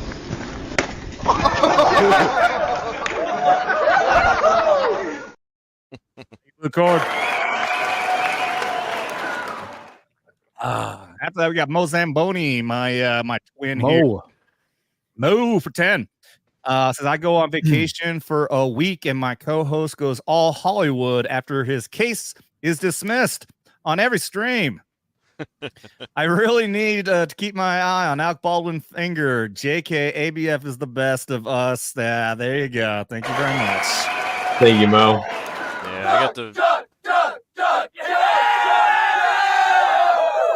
I got to meet Mo and ABF in Dallas. That was great. So yeah. Yeah, they got to do that again. If I was there, down to Dallas. A lot of us were there. Did you guys meet Debbie? Four of us. Oh yeah, many times. Double. Did you get the double? Double? Yeah, talking Double about Debbie? this DEI and right now the director of the Secret Service, she's all over Twitter right now, or everyone's talking about her. Elon Musk is saying, so before she was in charge of protecting the president, she was guarding bags of Cheetos because she worked for PepsiCo. And yeah, so these people just go, yep. Yeah. I'll throw it over there, but yeah, these people So go wait. So what are you saying? Did they just bring her in, put her through Secret Service training, and then make her director right away? She had something to do with January 6th as well. She was, I'll pull that up again too. Of but course she had some kind of leadership role before she got to now director of the Secret Service. Wow, this is insane, dude. I can't. Fucking mind blowing. It's again conspiracy theory time. Well, guess what? We'll run out of theories because it's all coming true. You got to give us new theories. All right. While you work on that, Clinton House for 25, bringing 5 gifted memberships. Thank you very much. Good. Oh, and by the way, ABF, thank you very much for the 100 fucking memberships you dropped yesterday, dude. Or I think it was a 50. Was it 50 for 250? 50 for 250. Yeah. It's awesome how many times I'm getting people now who are like popping into comments on random videos, and we had somebody pop in randomly after that happened. Hey, why did I suddenly get a gifted membership? Thank you. People are interacting more and more when they get these notifications that they got a gifted membership, which is awesome, dude. So all of you guys, ABF, Clinton, you guys keep on buying these memberships, man. Thank you very much. You're raising the interaction on here on the channel. I appreciate the fuck out of it. Oh yeah, I think an actual window starts popping up and says, "Hey, you got a membership to this channel, and go check it out." So that's awesome. That's awesome. Hell yeah, that's a great way. That's awesome to do that. All right, we're gonna play this one again, which I'm gonna edit this video to make it more obvious. But watch the soldier on the right closely, right at the end. Ow! Thank you, Clinton. That boonie hat. That boonie hat will get you in trouble. Dude, the military is not kind to tall people. No, it's not. I think I've told a story on here when I was on my first tour in Iraq. We were staying in this Haji house for a forward operating base, and we were staying in like the old barn. It's like an old shed where they're keeping fucking goats. And the doorway was just a concrete frame. The whole thing was just a concrete frame, and it was made for little Haji dudes. That thing came to here on me. I had to duck every single time I go through there. And then one night we're on QRF detail, quick reaction force, and we get yelled at. my team leader got shot at. My team leader was out with the police chief for the city, and somebody comes running in. Sergeant Perry just got shot up, and we're like, we don't even know if he's alive or not. I grab my rifle, sling it over my shoulder, grab my my plate carrier in one hand, my helmet is in my other hand, and I run right into that fucking concrete door frame, head on, on my back, knocked out, fucking cold. I got into the gunner turret. We went out there. I was apparently clearing the area. I have one vague memory of showing up to the area and thinking, okay, shit's about to go down. The whole rest of the night, not a fucking thing. I don't remember anything else.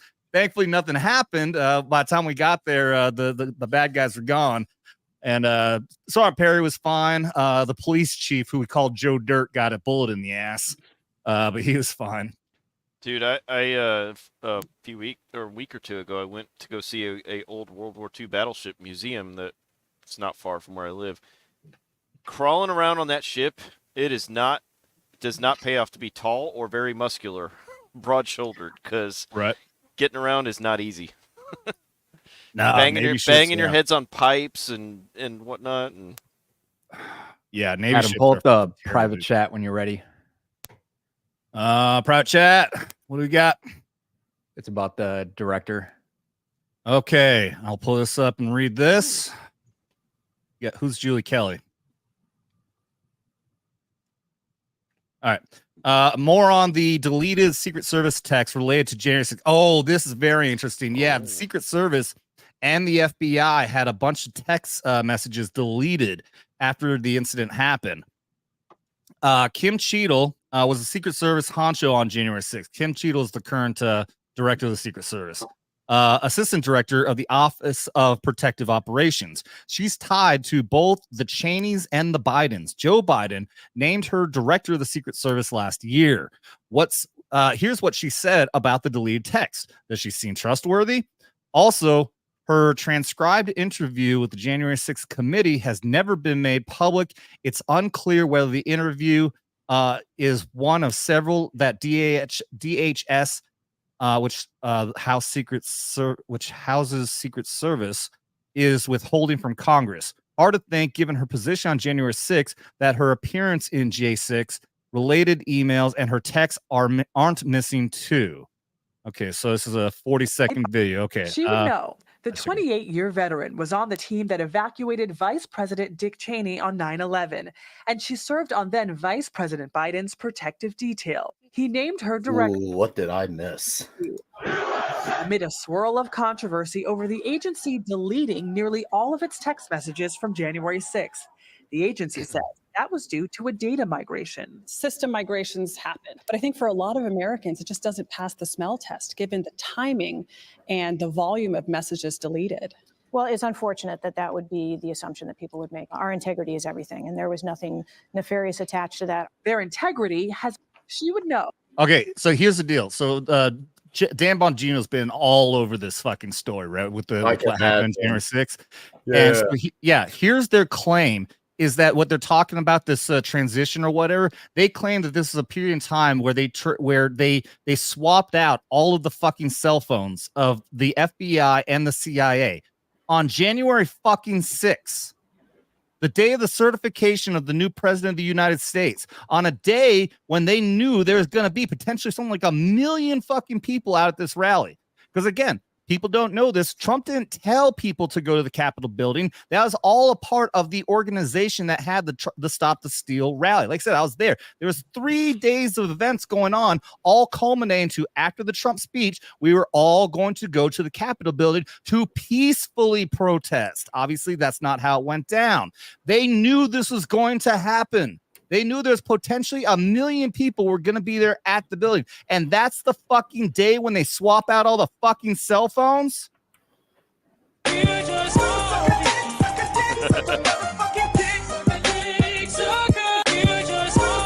Fucking bullshit, man. Wow. Yeah, the fucking major cojones on these fucking people to pull it. And people still believe it. Oh, I know. And, it's just one of those things where a lot of these people know it doesn't matter how much factual information that's put in front of them. Even it is one of those things where they won't care unless they're affected by it on an emotional scale. I mean, you could look no further at for a good recent example than George Takei from Star Trek, because he was talking about how the legacy media is going to go down the hill because they've been doing bad reporting. I'm like, George, this has been going on for the last several years. Yeah. Try the last several years. It took because he was so attached to Biden.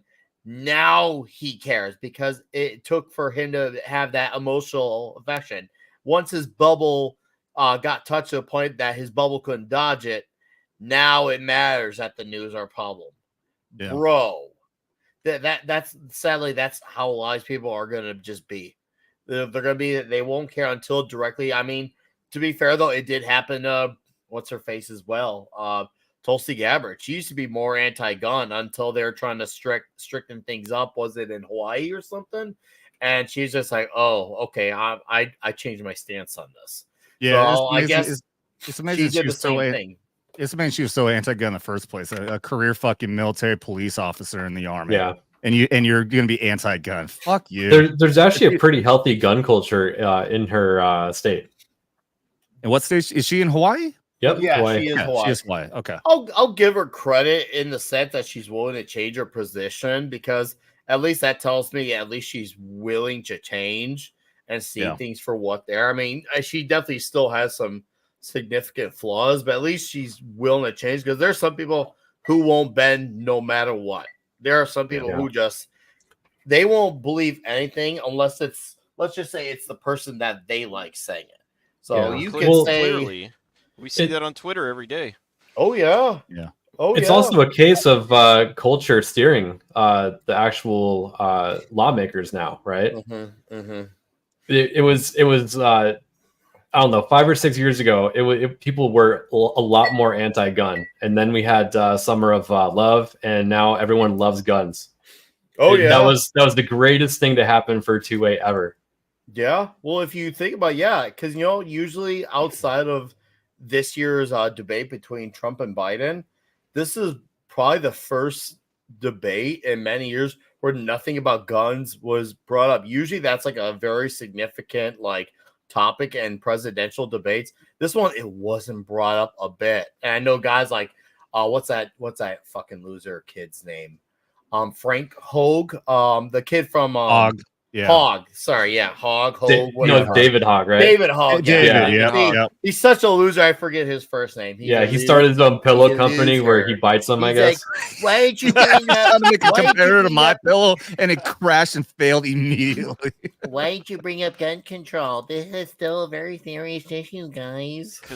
That guy sucks. Hey, real quick, I gotta give a shout out. We got Eric K, the awesome moderator, in the chat. What's up, man? What's up, Eric? Yeah, he's met most of his ass. Yeah, I met him at the Vegas meetup before last, where when I learned, I said, dude, you got to pop my string sometime so I can give you my wrench.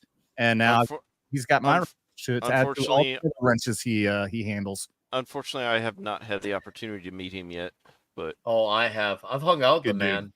I've drinking booze out of watermelons with the man. That's awesome.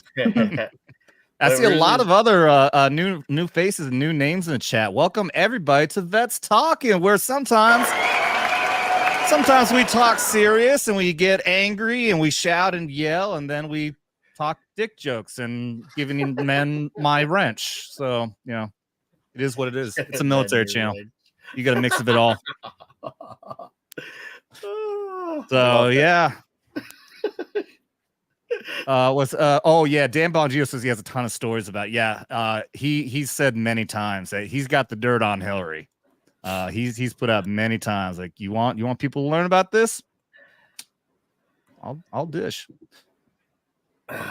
Okay, yeah, I've got to play this video, so I'm not gonna go all the way through, but Newsmax did play the continuous video of the entire thing. So I've got the volume off, but I'm just going to point out a few things as we go along. Unfortunately, it's not full screen on this because this was during the broadcast. Okay, but so first off, we'll go here. This is right when the shot happens. There he goes. He's hit. He gets down. Now, immediately, those first agents right there, I guarantee those are close confidants of Trump. his immediate the dudes closest to him are the most highly experienced, the most the highest ranking, and I guarantee they're close confidants of him that he personally selects. It's everyone else that I'm assuming is like the fucking DEI hires, and they just got the the fucking people who barely passed the fucking the Secret Service course to get in here. So one thing I want to point out really quick is that the reaction time might seem like it's not that quick, but Trump goes like this. They might not have heard the crack of the round right away. Well, in any case, you do identify that something happened. I mean, but you see Trump go down. But here's the other thing: is also these other agents out here. You got to give that. You got to give them a little leeway because they were off in other positions. You have the immediate inner circle of Trump. You I don't know how many people it is. Like in EP protection when we're doing it, usually you've only got it's just one person, sometimes maybe two, but usually it's not more than that because people don't want to have to pay for that many fucking agents. So these guys, they're all out there in other positions doing something. So they're rushing to the stage right now. So you can't really talk too much shit on them, but it is what happens next is the problem. So now they get on him. Now, first off, you got this guy over here on the right. I'm not really sure what he's doing, but you got one person up there. They're like working on him. They're like assessing. Yeah, I don't know. I don't know what the logic is here. Well, maybe they're assessing the situation. Okay, they're securing the area. You may know more than me as far as this goes, Adam, but when they jump on him, they're basically just trying to cover him to prevent him from getting shot, right? Correct. They are acting as human shields right now.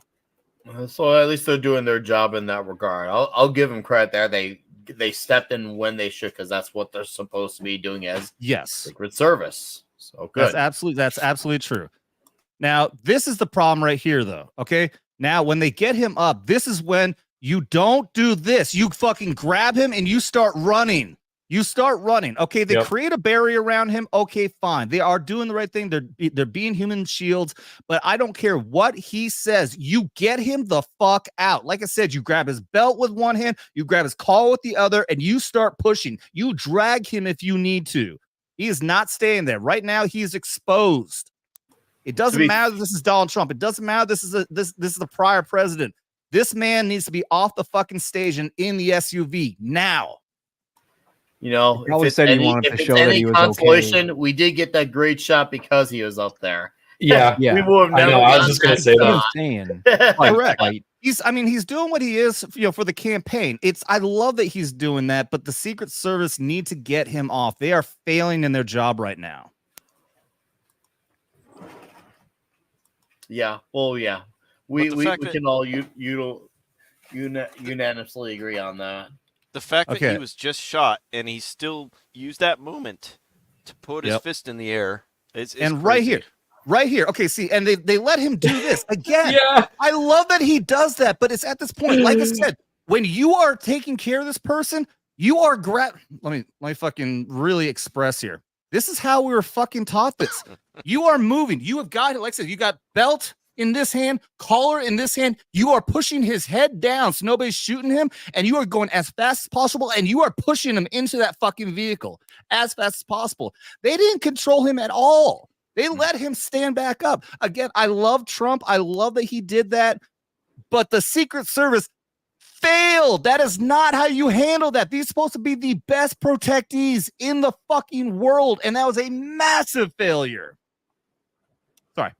Yeah, and you could, someone might say, oh, but they might have, were told that the threat was eliminated, but that doesn't mean there's not. It doesn't mean there's not more shooters or whatever, or a follow-up shooter. You always assume. Like I said, this is even something we learn this in the fucking military and everything. If there's an IED, you don't just say, okay, well, the bomb went off. You assume there's going to be a secondary assault. And it's the same thing here. You don't know if there's a second shooter, a third shooter, a whole fucking platoon up there ready to kill him. Always assume the worst. So, and it's at this point where I'm going to point out the female diversity hires here. You can already see it's like, for some reason, the SUV was just surrounded by females. and they just look at how incompetent they are. They don't look like they know what the fuck they're doing. They're being way too reactionary. Look at her stumbling to put her fucking pistol in her holster, and I don't even know why. She's trying to put it in her holster, and then she draws it back up. Oh yeah, maybe I should have my pistol out, not in the holster. Yeah, genius. Adam, I don't think they ever expected that they're ever going to be in this position their entire time being in this position of service. They probably thought nothing like this is ever going to happen. This will all be nothing more than a probability. Now that reality's kicked in, it's kind of like, when people say, "Oh, well, cops just shoot some guy in the foot," or they gotta just be reactive. It's like, it doesn't work that way. There's a process of how this works, as you were saying. And there's ways of doing these things. It's clear that these people don't understand procedures. They're there because they're leading with their emotions first. They're not there to do the job proper. Based on the diversity hires, there may be a reason why they left all the women at the cars. Oh yeah, no doubt. Yeah, like these are the people who are furthest away from the president because they're worthless. That's absolutely the case. Now, can we point out, for some damn reason, both of these two women to the right of the vehicle, for some reason, holsters their weapons. I don't know why. You had your weapons drawn, as you should. Keep the barrel pointed down, and you can fucking defend as you need. But then they put their holsters, they reholster the pistols. But now you got lady over here in the left, diversity hire number 3. Watch her. She's already got her pistol pointed out. It's pointed down on the ground right now. And she's backing up. And now she's about to get in front of the vehicle. And now she's realized, oh, maybe I shouldn't go that way. And wait for her to come back.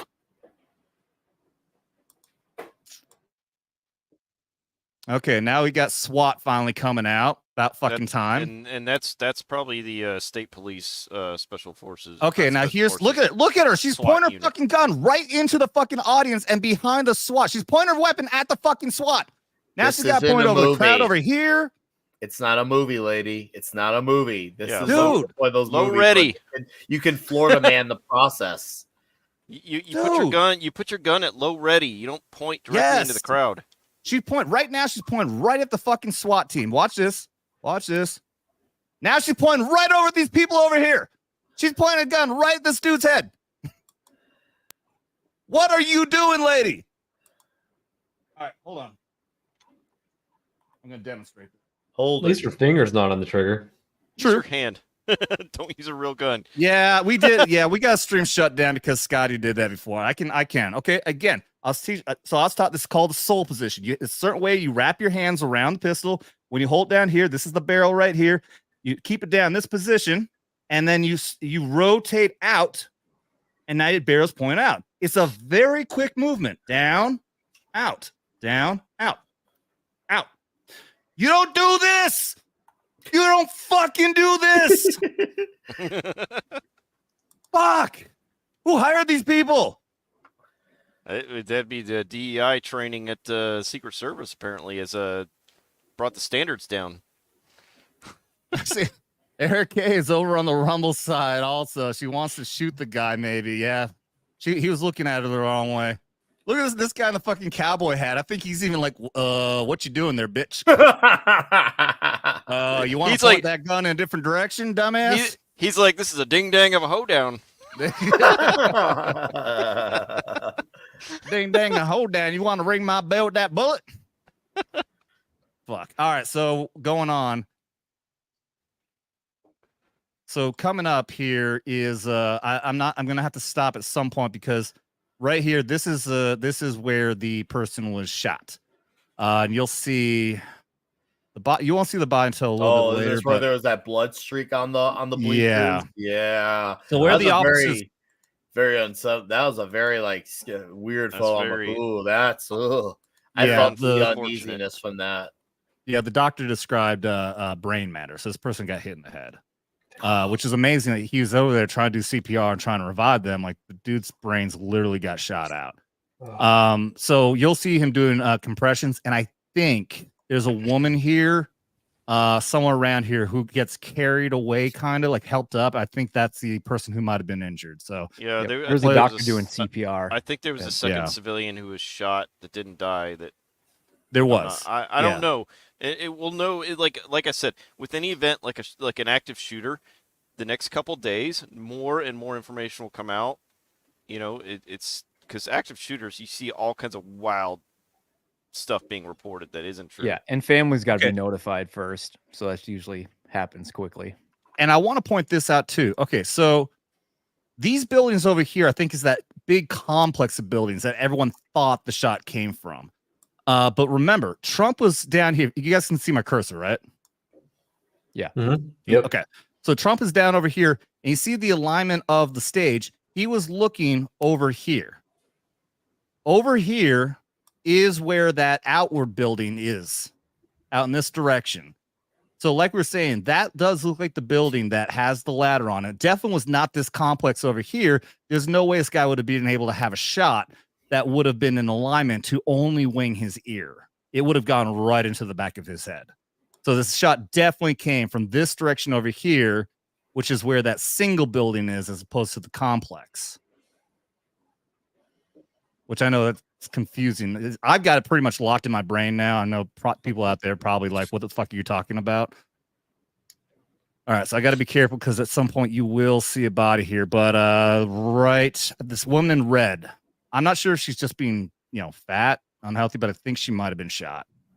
You see people are kind of around her right there. Yeah, the one in the red shirt. Yeah, she's they're trying acting to like carry her up. She's acting like she can't use her leg. She does end up standing up, but she needs a lot of help. Yeah, everyone's around here. I think she's the one who's injured. She there's shot in two the leg. people with serious injuries. One person died, and then two people with serious injuries. So right now, obviously, you can see. Okay, so you can see the guy in white with the red hat right there. He's giving CPR right now. Yep, he did an interview. I saw an interview with him afterwards. Yeah. And the cop is like, "Everyone, get the fuck down! Get down, dumbasses!" Get down or get the fuck out. Yeah, he's a whatever we call it, off-duty doctor that knew what he was doing. Yeah. Oh, fuck.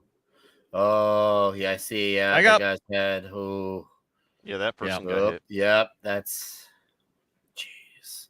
I don't think the YouTube AI would be able to identify that. I think we're okay. Probably not. But man, whew. Yeah. Yeah, that's some crazy shit went down there, man. Yeah, man. Oh, still, man. I can't believe all this happened today, dude. Right, this is good. I remember this when the year 25th, and I'm like, this is gonna be one of those significant days. It's gonna be one. Yes, it's up there with 9/11. Yeah. Oh, yeah. You said. Yep. I think so. Yeah, the last attempt like this was 1981. Was Reagan. Yep. Yeah. Okay, Bruce. The 150-yard thing is I think everyone assuming that he was on the one of the buildings in that complex, like I was just pointing out. Yeah. I guarantee that's not it. He was in the one further away. He was somewhere between 200 and 300 yards away. Still, depending on your level of training, depending on your level of training, not an impossible shot by any means. But yeah. And it's real life. It's not target shooting. So, yeah, you're out there compensating for wind. I was just gonna say, I wonder how much wind was out there. Yeah. Could have saved him. Well, I've done like we were saying, he had time to line up that first shot. Like I was saying earlier, I've done competitive shooting, but in my competitive shooting, I was indoors. And I know, you can always get that first shot real easy. You got your arms are relaxed, your eyes aren't straining. You have time to take those breaths. I always would take my one last breath deep in, and halfway out is when I'll pause, wait for that perfect alignment, and pull the trigger. After that is when it starts getting more difficult. Now, especially in his situation, he's going to go, oh, fuck, I missed. And now he's freaking out. 2 more shots at Trump. Boom, boom. Both are misses. Dude. And now, fuck it. Pop, pop, pop, pop, pop, pop. He fires something like 4 or 5 rounds into the crowd and kills one and injures him. And he had to know he wasn't getting away. Imagine how much adrenaline's pumping through you, knowing that you're about to get shot. I've done rifle training at with the 5.56 at 600-700 yards. I was able to hit a man-sized target, but hitting a head-sized target, at that range is almost impossible unless you have a higher caliber that can be more precise, flatter trajectory, and moving too. Right. So this guy had to have been, I don't know how many yards it is. And in the next couple days, we'll get more information on it, like how far he was, what building he was standing on. I'm telling you, I'm putting my money on it right now. At least 200 yards. Yeah. Had to be suppressed. Definitely bigger than a 22. There's no way that a fucking 22 went in. Definitely didn't fucking blow somebody's brains out at that distance. Probably subsonic and suppressed would be my guess. Probably something around a 308. I actually think it wasn't suppressed. I mean, that would mean that he would have to have, acquired a suppressor or applied to get it through NFA, That would be difficult. Yeah, maybe at least subsonic then. Or maybe he oil filtered it. Who knows? But even a 22 at, a 5.56 at 200 yards can, at times, sound like a 22. Nah. If you got far enough away where you have, sound dispersion. Not a fucking chance, man. I'll pull that video up again. There's no fucking way that has a 5.56. We've all heard those rounds so many damn times. It's impossible to get it mistaken. In the video, I'll pull this up. To be honest, in the video it sounds like a 22, but we're also listening through a video and we weren't there, so the sound is not accurate. Well, it's accurate enough though. This sounds nothing like a 5.56. Well, the rounds that sound different are 308 rounds. So those are the first three very distinct shots. Those are the ones that are going at Trump, and then you'll hear a series of about 4 or 5 other shots after that. That are his shots going to the audience, and then mixed in right at the end, you'll hear the shots coming from the Secret Service. They see something that said, "Take a look at what happened."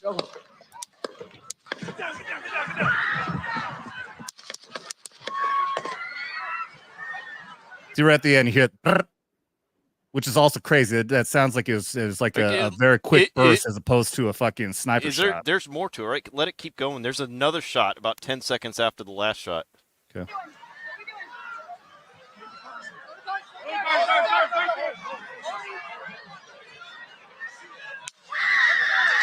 You hear that? I heard that. Yeah, I heard that. Yeah, it's about 10, 15 seconds after the last of the barrage of shots. That was probably a sniper shot. That was probably a suppressed rifle from a sniper. Yeah, because you hear. I think it's just bad audio. Scream again. Well, all I'm saying is that wasn't his. That wasn't the assassin. I think that was Secret Service taking that last shot. Yeah, that's what I thought too. It was Secret Service finally going for the offense. The Secret Service are also a lot closer to that microphone that's picking it up. And they're using a suppressor. We saw it, right? Yeah. These shots that were killing the assassin is nowhere around here. Remember, the building is very I thought the counter snipers were a lot closer to Trump than the shooter was to Trump. Dude, those fucking counter sniper, we've got that video. You never see them fucking shooting. I got you. I don't think those are the counter snipers that shot him. There's another set of counter snipers, most likely somewhere else. I got you. Okay. They probably shot. Yeah. I've got this video. I'm very angry at these guys because they look like when the shots go off, it looks like they back up and try to defend themselves rather than taking them out. Because it clearly looks they're looking right at him. You see this guy on the left, his head pops up right before the shots go off, and then instead of shooting, you see them kind of go into a defensive posture instead of return fire. I thought he popped his head up after the first shot. You'll see it. Like he wasn't looking at him. He popped his head up to see where he was. No, watch very close. You'll see it pop up right before the first shot. Okay. Check it out. Volume's down. It's a couple of months old, and if you want to really see something that said, "Take a look at what happened." It was before the shot. Yep. Yeah. And that's a little bit old. That chart's a couple of months old, and if you want to really see something that said, "Take a look at what happened." Now, this is actually a much better video. I didn't think about playing this to analyze the sound. This is definitely good. Sounds very different. Yeah. Yeah. Depends on the quality of the microphone that was recording it and whatnot. If you want to really see something that said, "Take a look at what happened." Take a look at what happened. Okay, so that doesn't sound like a 22. No, I think we're all in agreement. It's definitely not. No 22 is going to fucking blow somebody's brains out. Yeah, you hear the crack. It was supersonic. Yeah, you're absolutely right. Yeah, the audio we were getting from that other microphone was definitely muffling way more than we thought. And there's no suppressor on that. That's yeah. They see something that said, "Take a look at what happened." I still think it's 556. So that sounds bigger than 556. Yeah. I really see something that said, take a look at what happened. If at the very least, it's definitely not 556. I've been around that round so many fucking times. Definitely not. Donald Trump has really good reflexes. Like, sure, he's up there in age, but he's spry and he literally dodged a bullet. Like think of how cool literally. that sounds. He literally dodged a bullet. You can dodge a dodgeball for sure. This situation really you can dodge a bullet. You can dodge a dodgeball. He literally dodged a bullet. Like if that actually sounds funny in the sense when you word it like that, he literally dodged a bullet. Check out the UFC link I put in the private chat on a positive note. Yeah, I heard he was making it to the event. Still, no, it's a guy that won one of the matches talking about it. Be careful sharing any sort of video from UFC. They will hit you immediately. Well, I mean, what are they going to do? Demonetize the video? I don't monetize these videos. Okay. 10 seconds.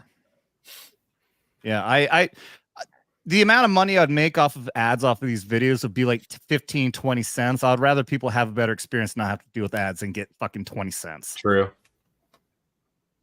Hey, I heard they just tried to whack my boy Trump. It's okay. Long live Trump. Let's go, baby. Trump 2024. Yeah. Hey,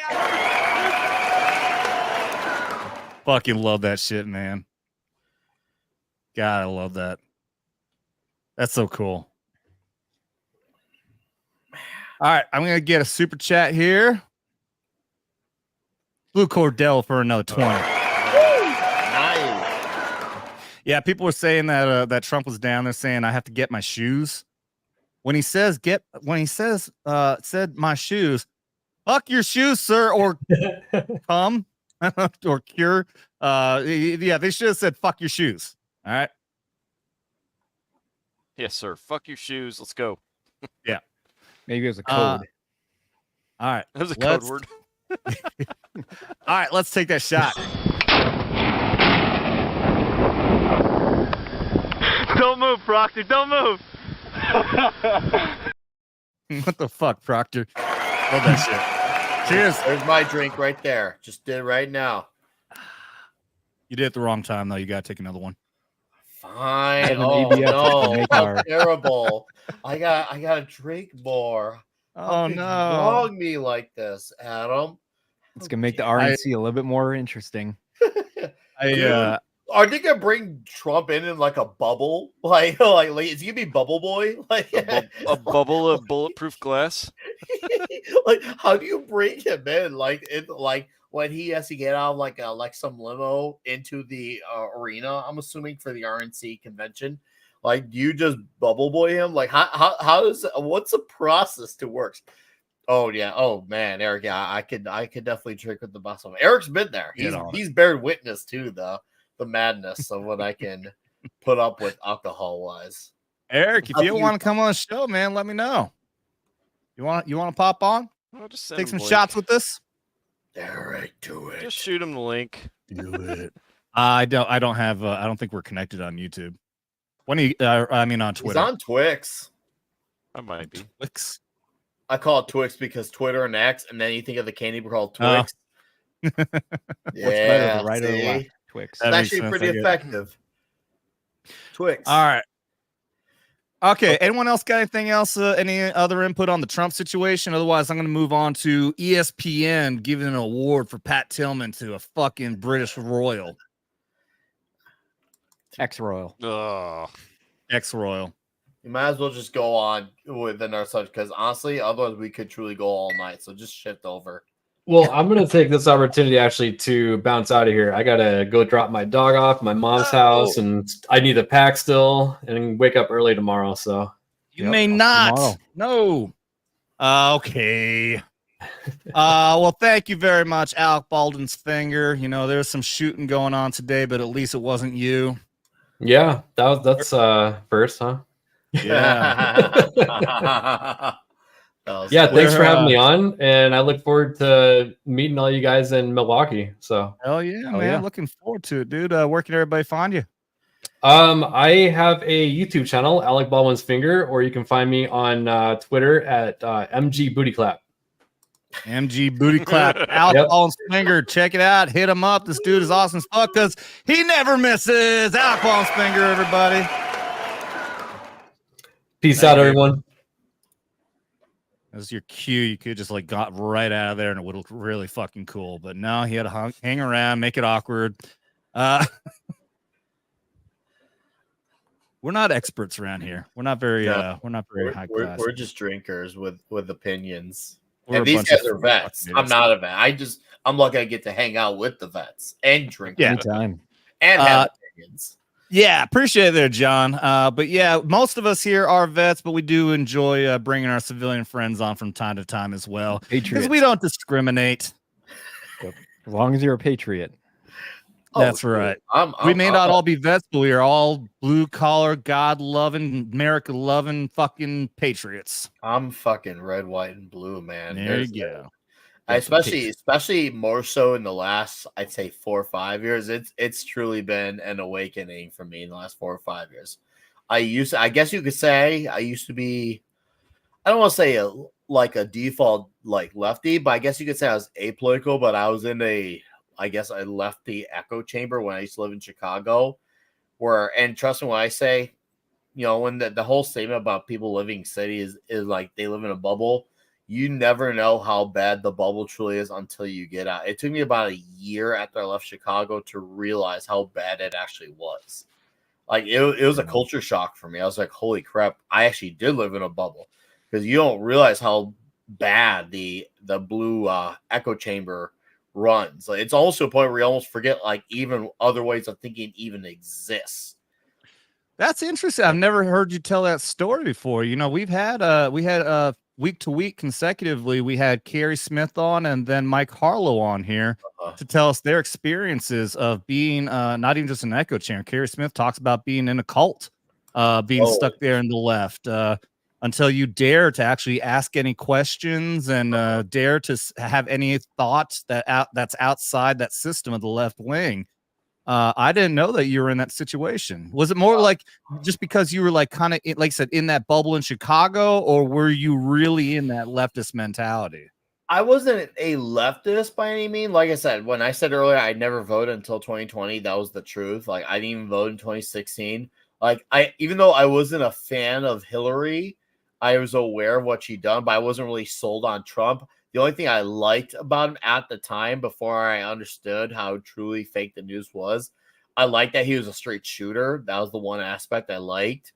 But at the time, I didn't really think anything about when he got elected other than being surprised. But the real thing that really, I guess you could say, where they were coming from my head was actually when the Kung flu was becoming a government response worldwide.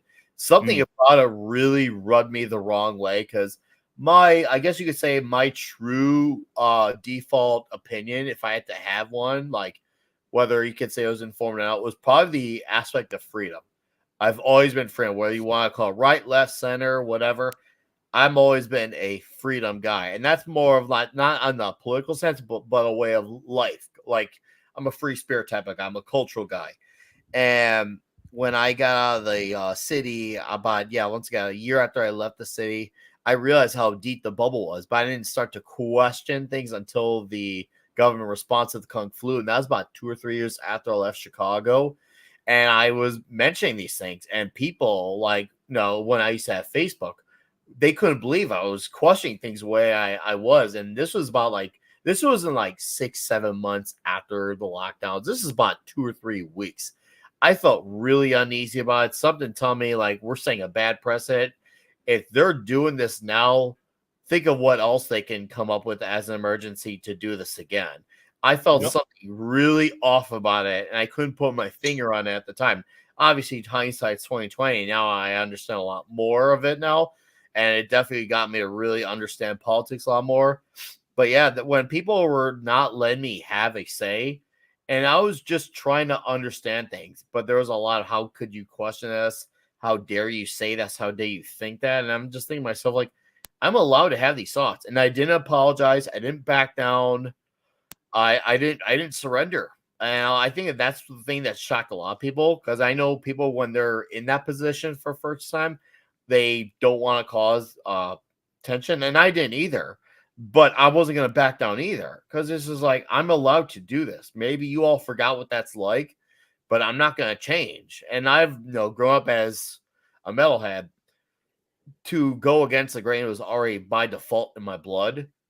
And this is just me sticking to my guns as usual. And I told people, I'm like, you don't have to like my take, but I'm sticking to my guns. And people hated that. Even though when I was casual, everyone's tested at some point. That was my testing moment. Oh, that was absolutely you like things you like, my testing moment. It's culture, it's music, or just doing your own thing. And then eventually they keep pushing and pushing. You either got to go push, man. I got messages. Or you say, hey, no, you reached too far. I'm not subscribing anymore. And then they kick you out. All the way up until I'd say the fall of 2020, I kept getting bombarded with messages and, oh, hey, here's some articles in case you continue to deny the science type of stuff.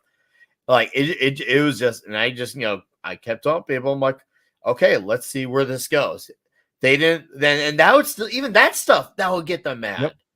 That stuff would Nick, get if you know my story, I wasn't even disregarding their opinion. I wasn't. I was just saying, okay, cool, awesome. Let's see how this plays out in the long term. Even that wasn't good enough. It was this is what it is. Believe it now or else. And that's a few of my buddies, I'm just like, guys, just so you know, you don't have to get involved. You don't have to stick up for me, but I'm not backing down these people. I'm not changing my ways. I'm not going to apologize for anything. And they're like, okay, cool. I'm like, that's why I really started paying attention to the news more.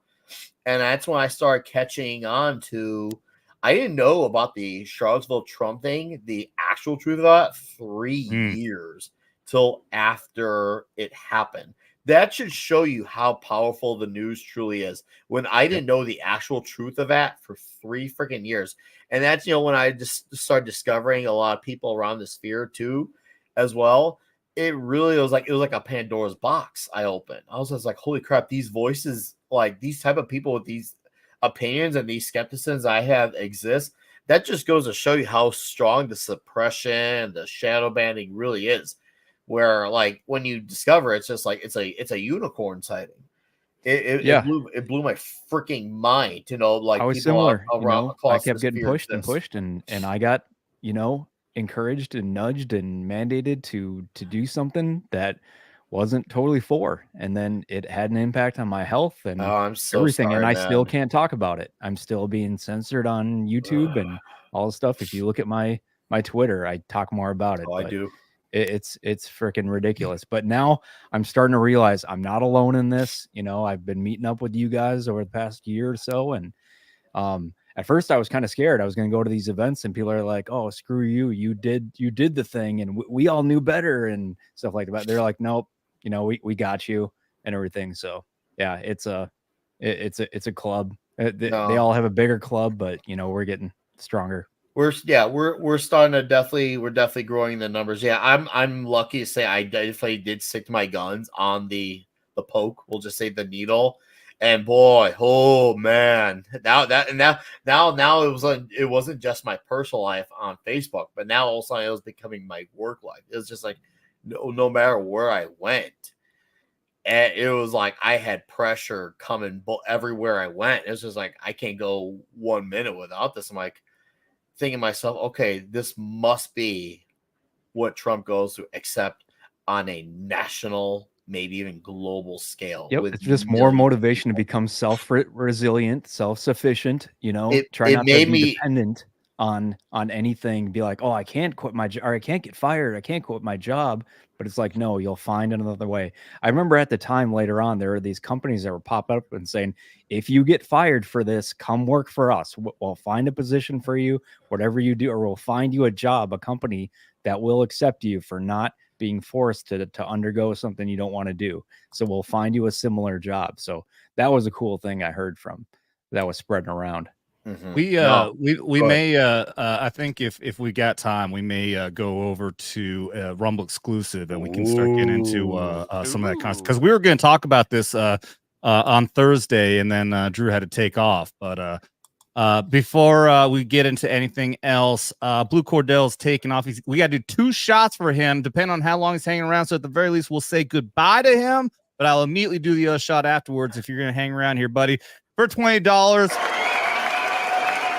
Peace and prayers, Adam and everyone else. Watch your 6. Stay calm, stay armed. You as well, my friend. Thank you so very much. And because I know you love the Dermy videos so much, we will head you out by shooting him in the dick. I'm freaking out. Okay, go.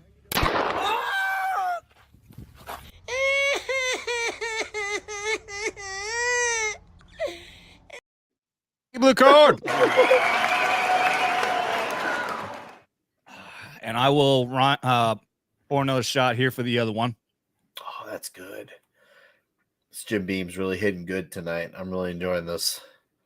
I've got my Redneck Riviera going, which I'm so happy about because I had I failed, and all I had in the house was Johnny Walker. I like Johnny Walker, but I like sipping on it over some ice. I don't like shooting it. That's best Walker. That's best Walker when you get to savor the flavor.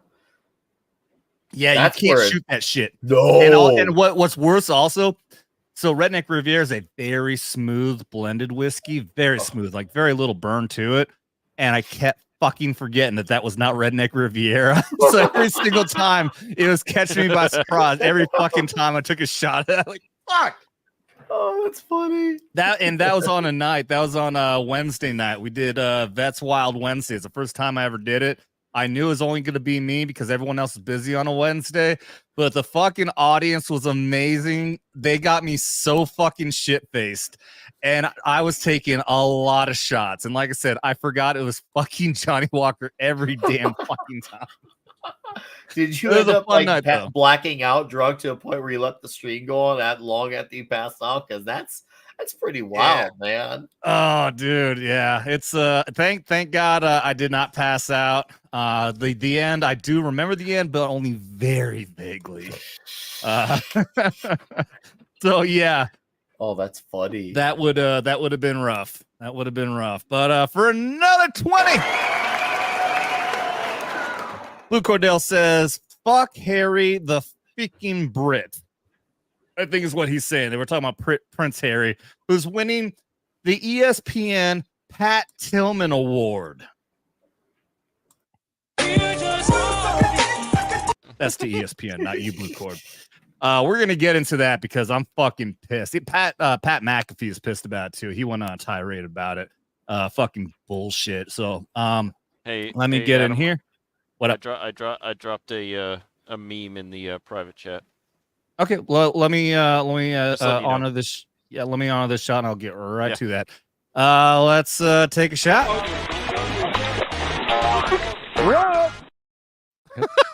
I don't think I've seen that one yet. I remember that. I did that in basic training.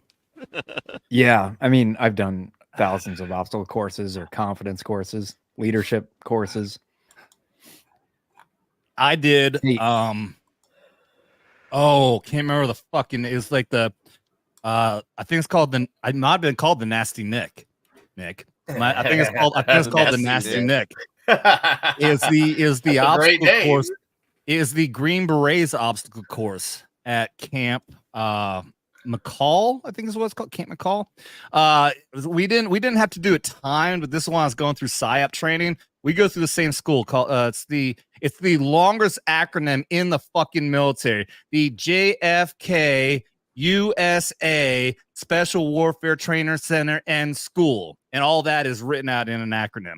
But it's all Army Special Operations go through that, including PSYOP, and we didn't have to go through the Nasty Nick timed, but we did do a lot of the obstacles are like crazy, like they're simulating like going through a fucking sewer drain and shit like that.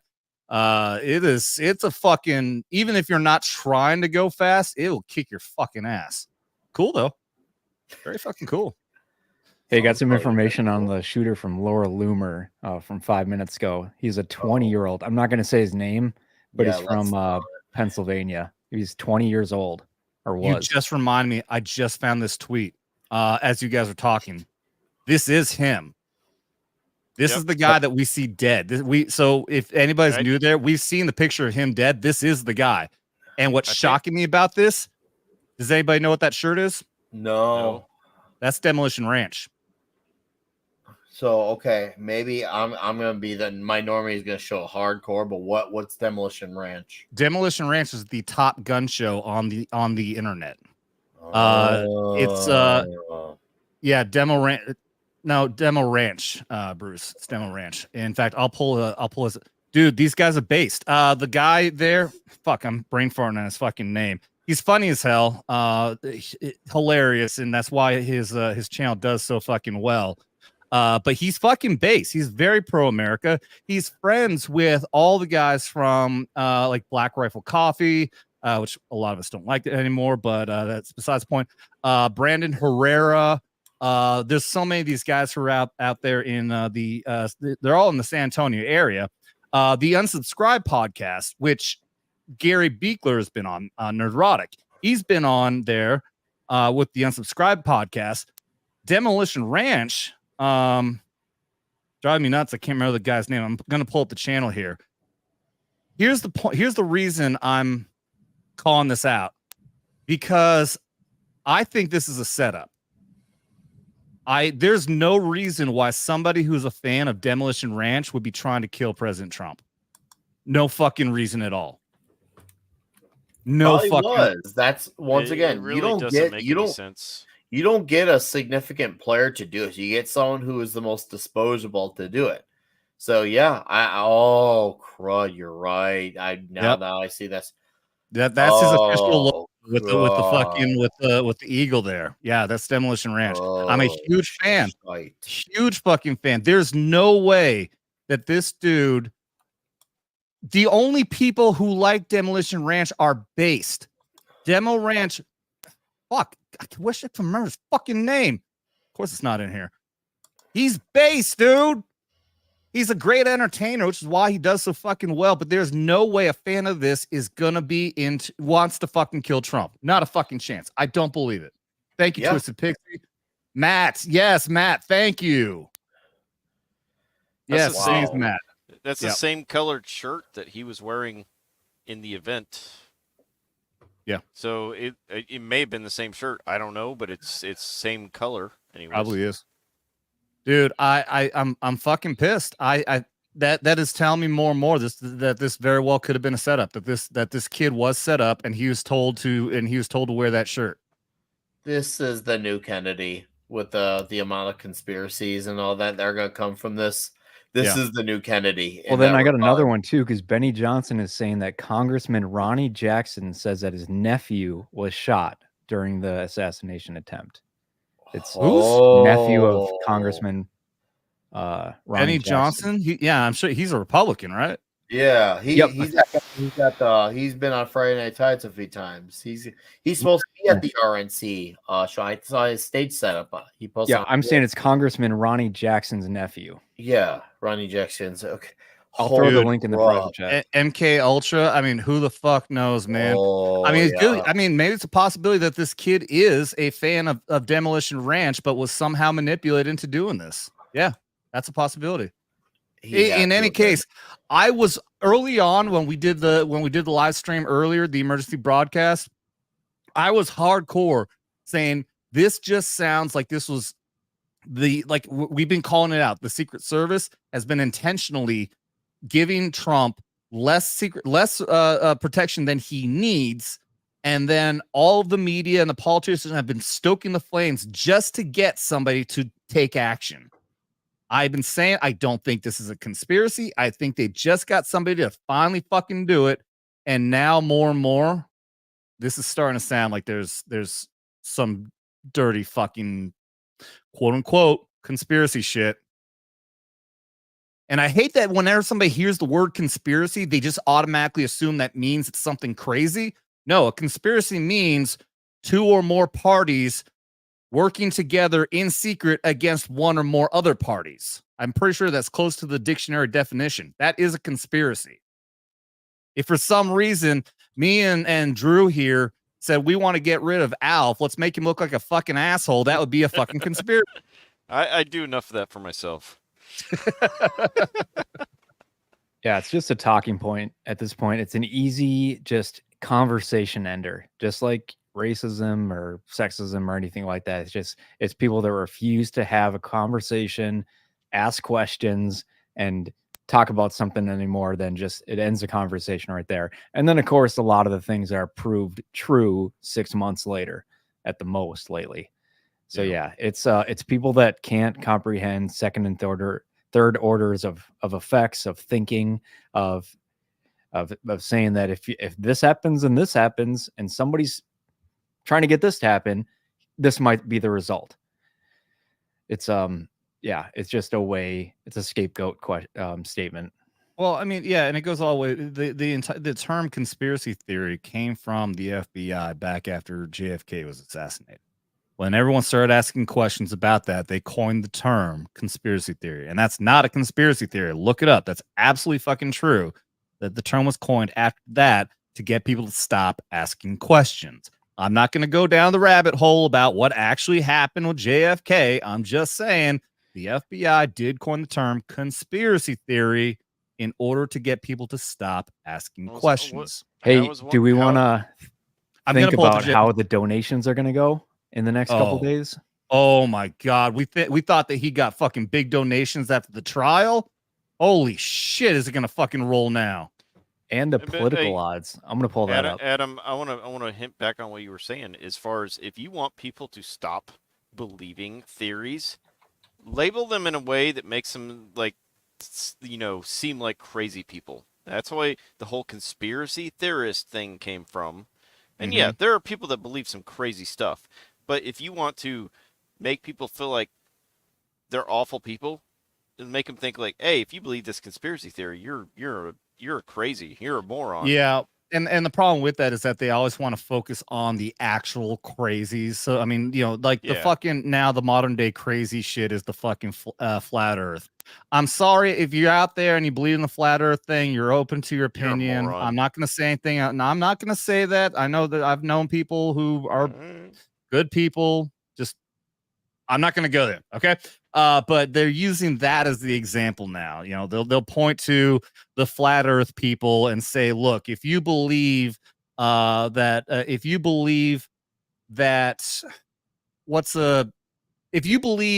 the Democrats are allowing immigrants into the nation, illegal aliens, just so they can vote, then you're just like a flat earther. It's a perfectly good example right there. So I just realized that 70s rock fan. I didn't, you know what, dude? I think I've been seeing you. You've been in the chat. I just haven't read your name all the way across yet. What's up, my dude? Hey, you want to pop in here, man? Yeah, if you get time.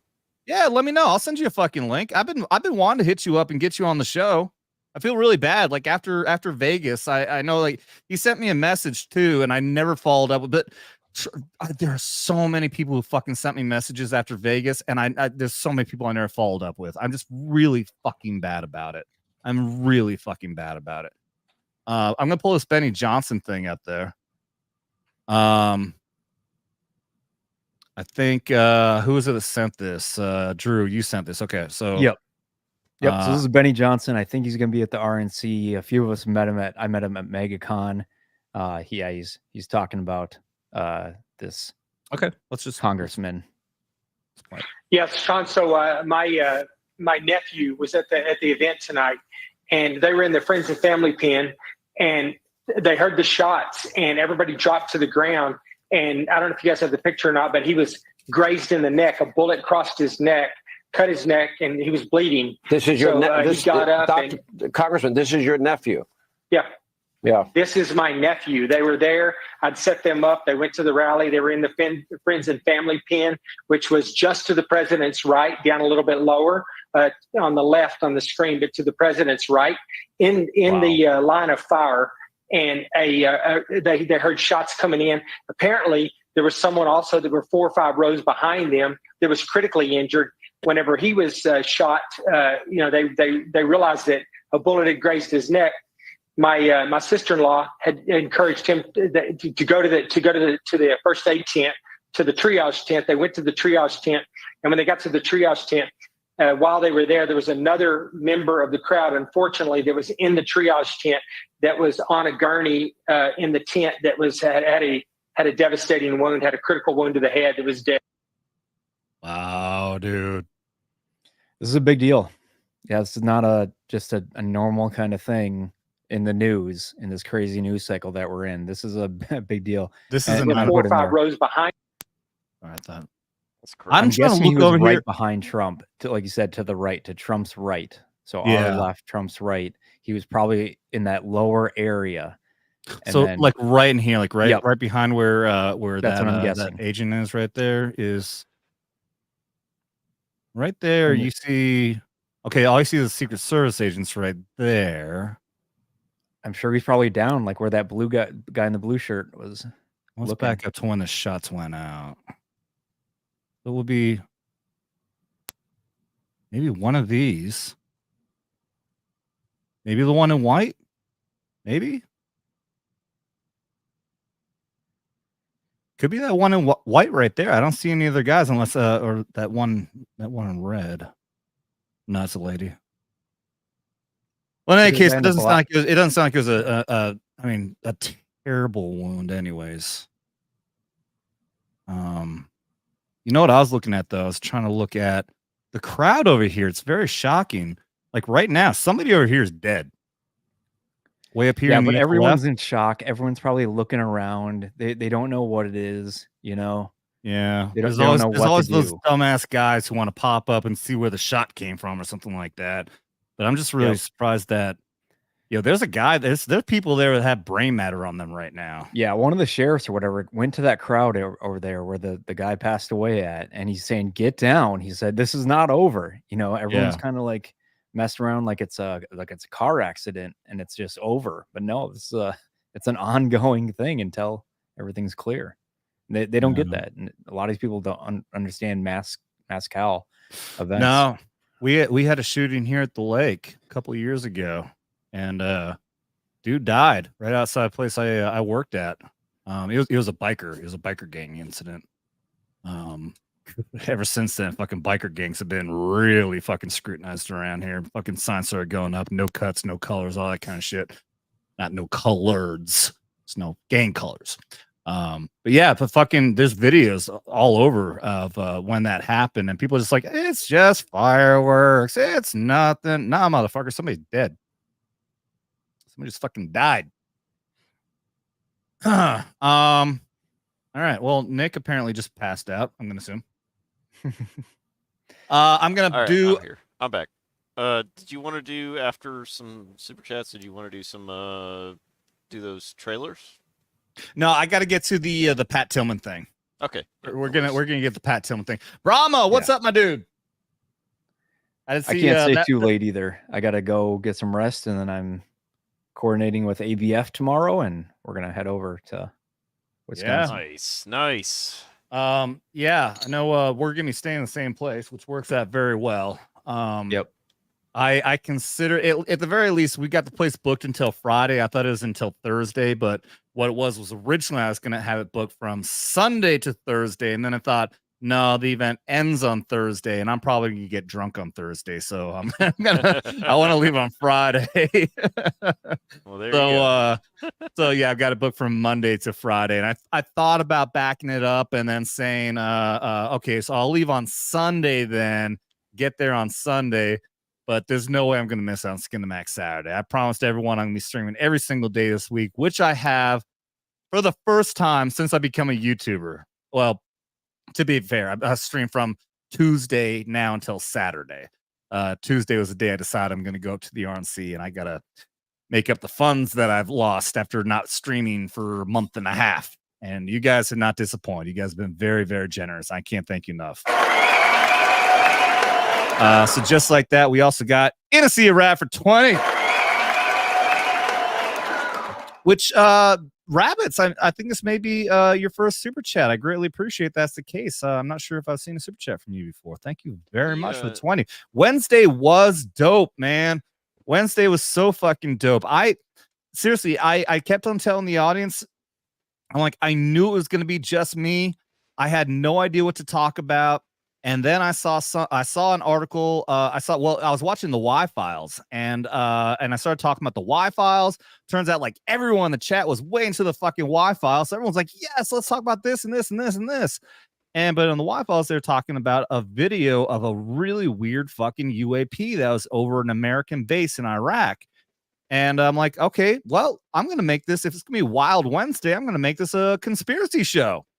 And it ended up going, dude, 3 fucking hours. It was just me talking to the camera, reading comments, and that was it, dude. 3 fucking hours of just that. And it was super chat after super chat after super chat with all these fucking great questions, all this crap. We're talking about Skinwalker Ranch. We're talking about Area 51. One thing after another. I had a fucking blast, and I got shit-faced drunk. And I can't thank you guys enough for that, man. That was so fucking cool. Sounds like you found your groove, like the way D-Day Cobra does his solo streams. Honestly, yeah. If no one else pops, I think I might have to keep on doing Wild Wednesday, and if no one else shows up, I'm perfectly fine with that, because I start talking about that stuff, and I'm one of those guys, man. I will talk all night about it. I can talk all night on that shit. I fucking love it. All right, let's laugh at a Marine banging his head on a fucking thing.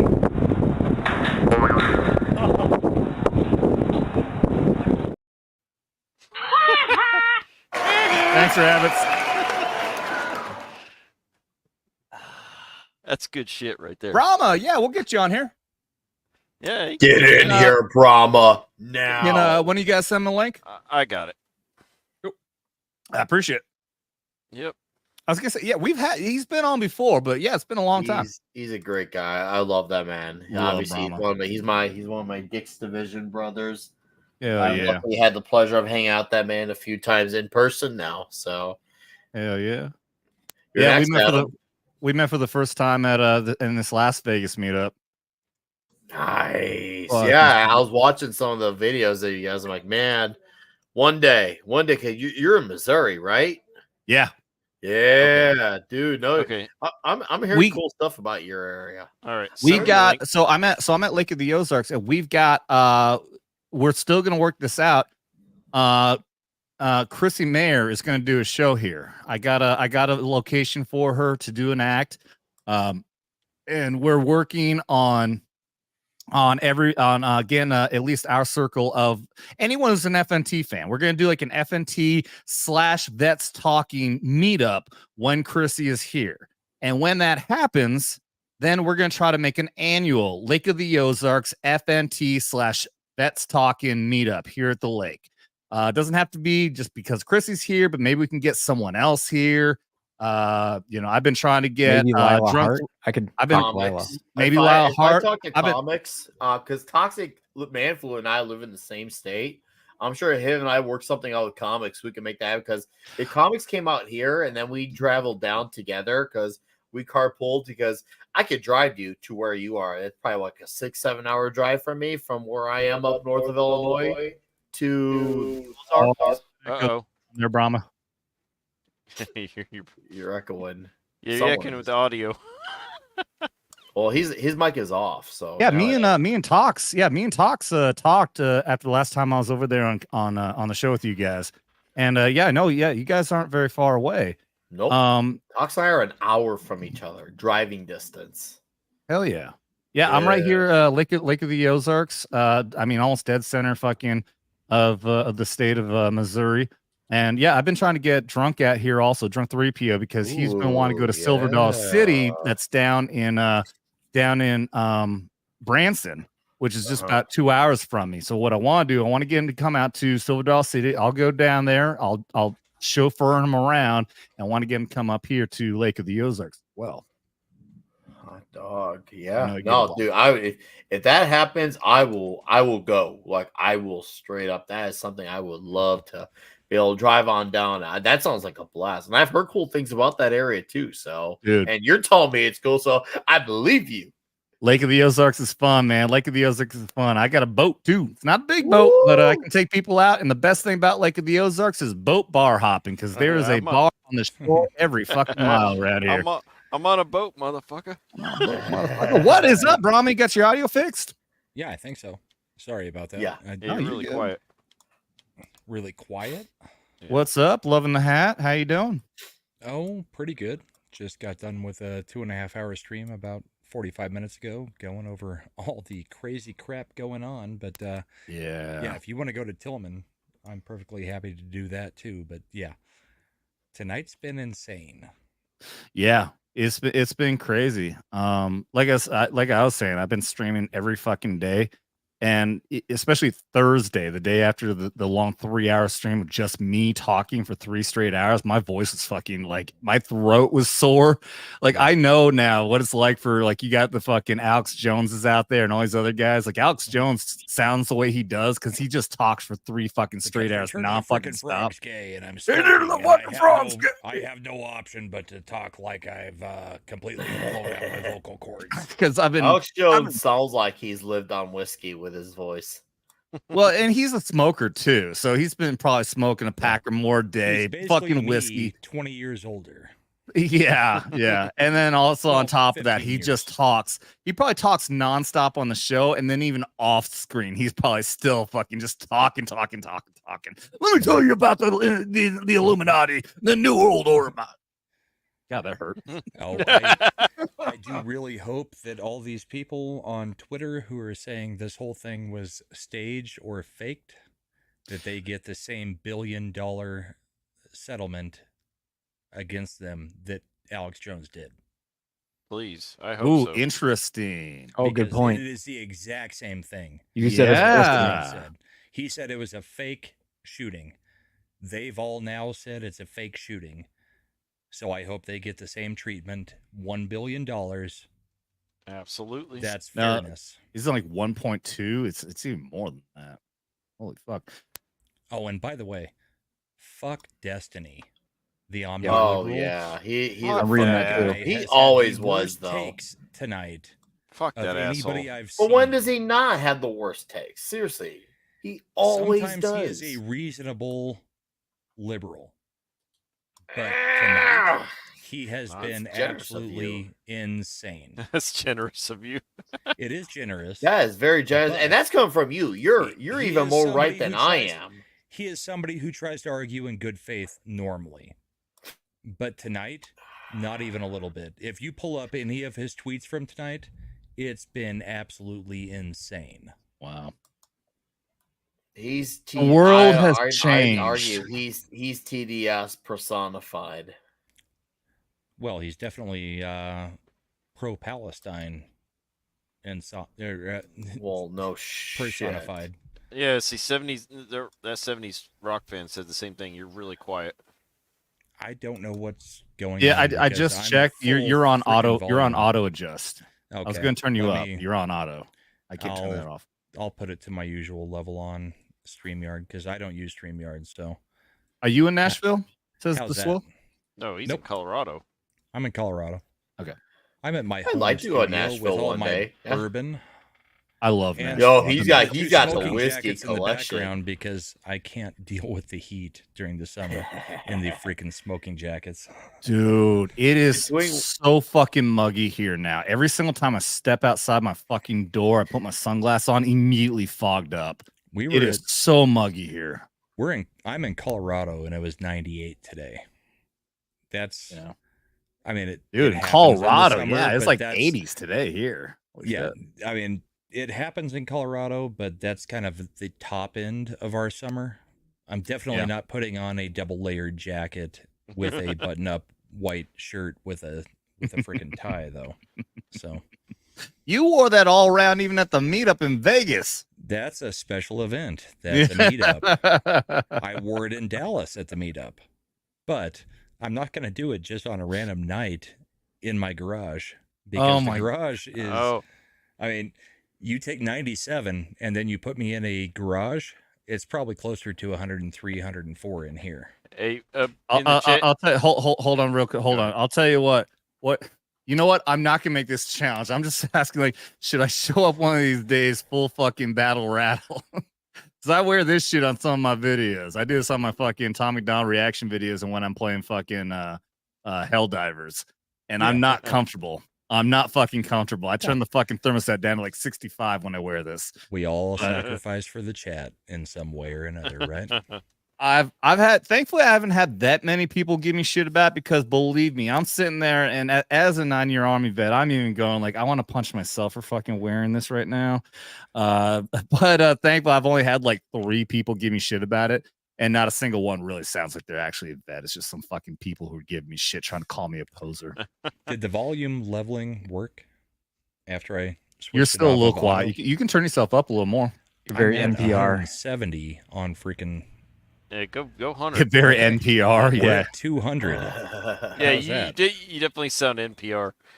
Do you have? What about the gain on your mic? The gain on my mic is at. Well, I think you're good now. Well, you sound good because you're talking more into the mic right there. So yeah, that's part of the problem. I was trying to rearrange the garage today, and then this crap happened, and I had to throw the computer back together to go live earlier. Oh yeah. So everything's kind of in disarray. I had to I had to plug everything back in and try to get something manageable.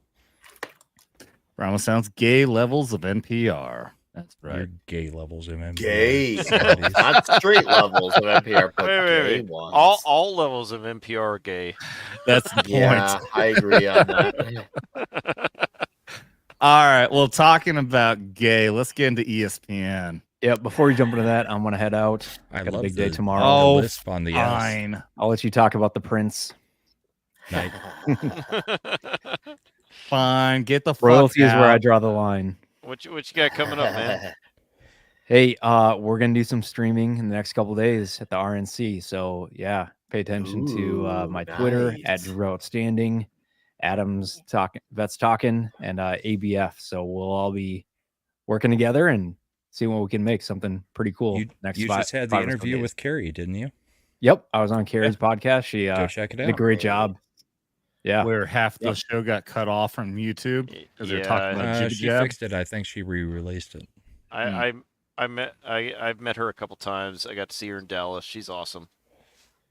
Yep, she's incredible. So yeah, check that out on her Rumble or YouTube, Deprogrammed with Carrie Smith. My YouTube is Operation Outstanding in Field, and then Twitter at Drew Outstanding.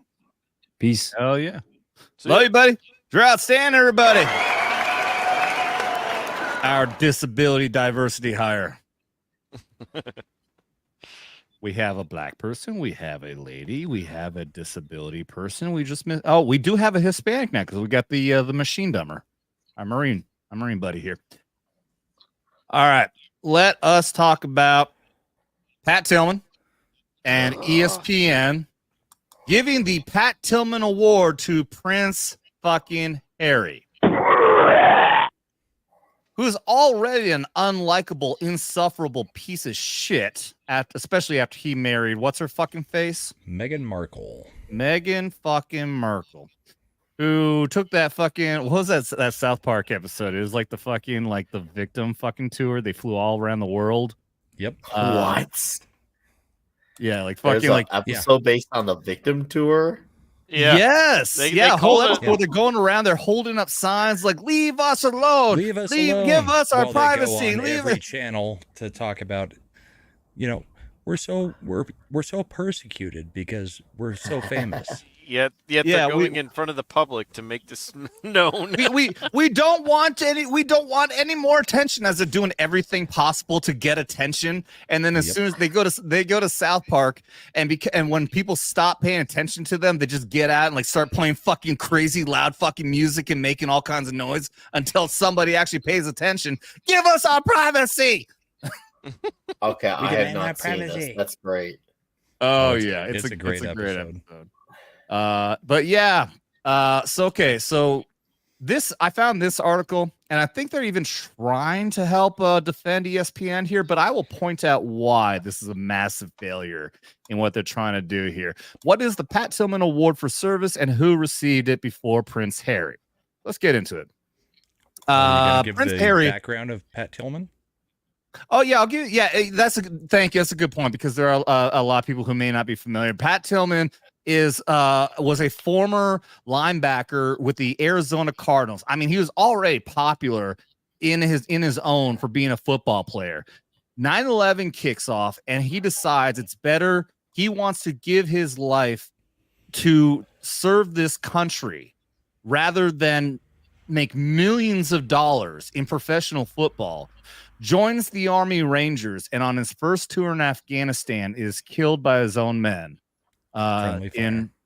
Friendly fire, which I've looked that up. I've been very suspicious about it. I've looked it up, and it looks like it very well.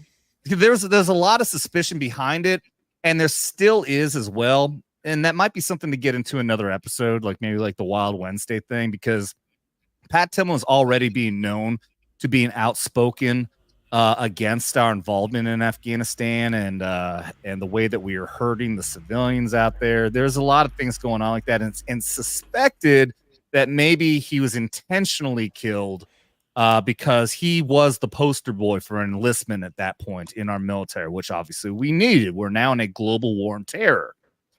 Yep. So there's a lot of suspicion behind that. His journal got taken away after he was killed. His uniform that he was wearing at the time was burned. A lot of weird shit behind a lot of that, but we're not going to get into those theories right now. We're going to get into ESPN giving the Pat Tillman Award to Prince fucking Harry. Real quick, though. Yes. Pat Tillman was not a second stringer or third stringer. The guy played. He was making money. He wasn't just some no-name guy in the NFL. He left an actual contract where he was a starter on the team. It's not like Colin Kaepernick after he got benched and decided to take a knee. This guy was an actual player on the field making real money, and he decided had a to step future. away. Yeah, he had a future in the NFL. He was this guy a player. Yeah, absolutely. He could have stayed at the NFL and become a Hall of Famer.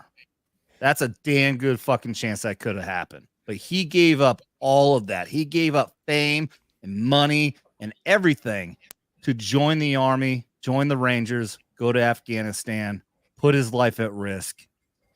And unfortunately, he did pay the ultimate sacrifice. So there's a reason why there are multiple Pat Tillman awards. And one of them is with the ESPYs, the ESPN award, which is heralded as one of the top sports award shows, especially because ESPN is like the top fucking sports channel. So the ESPYs is a big fucking deal. Well, this year, Prince Harry being named the recipient of the prestigious ESPYs honor has left fans and critics asking exactly what is the Pat Tillman Award for Service. Yeah, because we're thinking, why would a British royal earn this? Well, here's the thing. The Duke of Sussex, which he's not anymore because after he married Meghan Markle, he and her separated from the family. He gave up all of his... What do we call it? They lost their titles. They abdicated every title. Yeah, they lost all of their royal titles. Royal titles. Thank you. Royal is the word I was looking for. He's not the Duke of Sussex anymore. He's not a prince. And he's a despicable person all around, only really because he's connected to Meghan Markle, who's the real despicable person. Well, the royals in general, fuck all of them.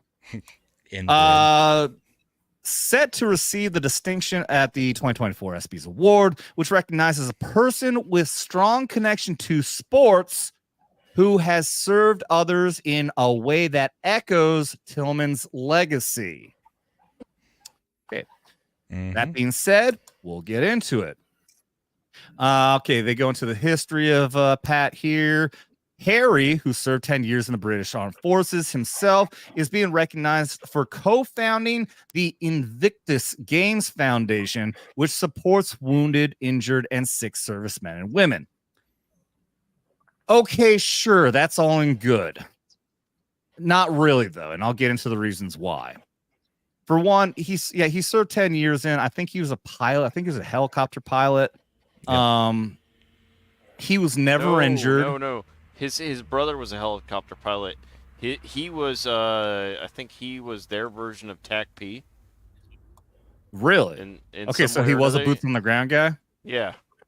Okay. So in any case, though, this is not somebody who was ever injured.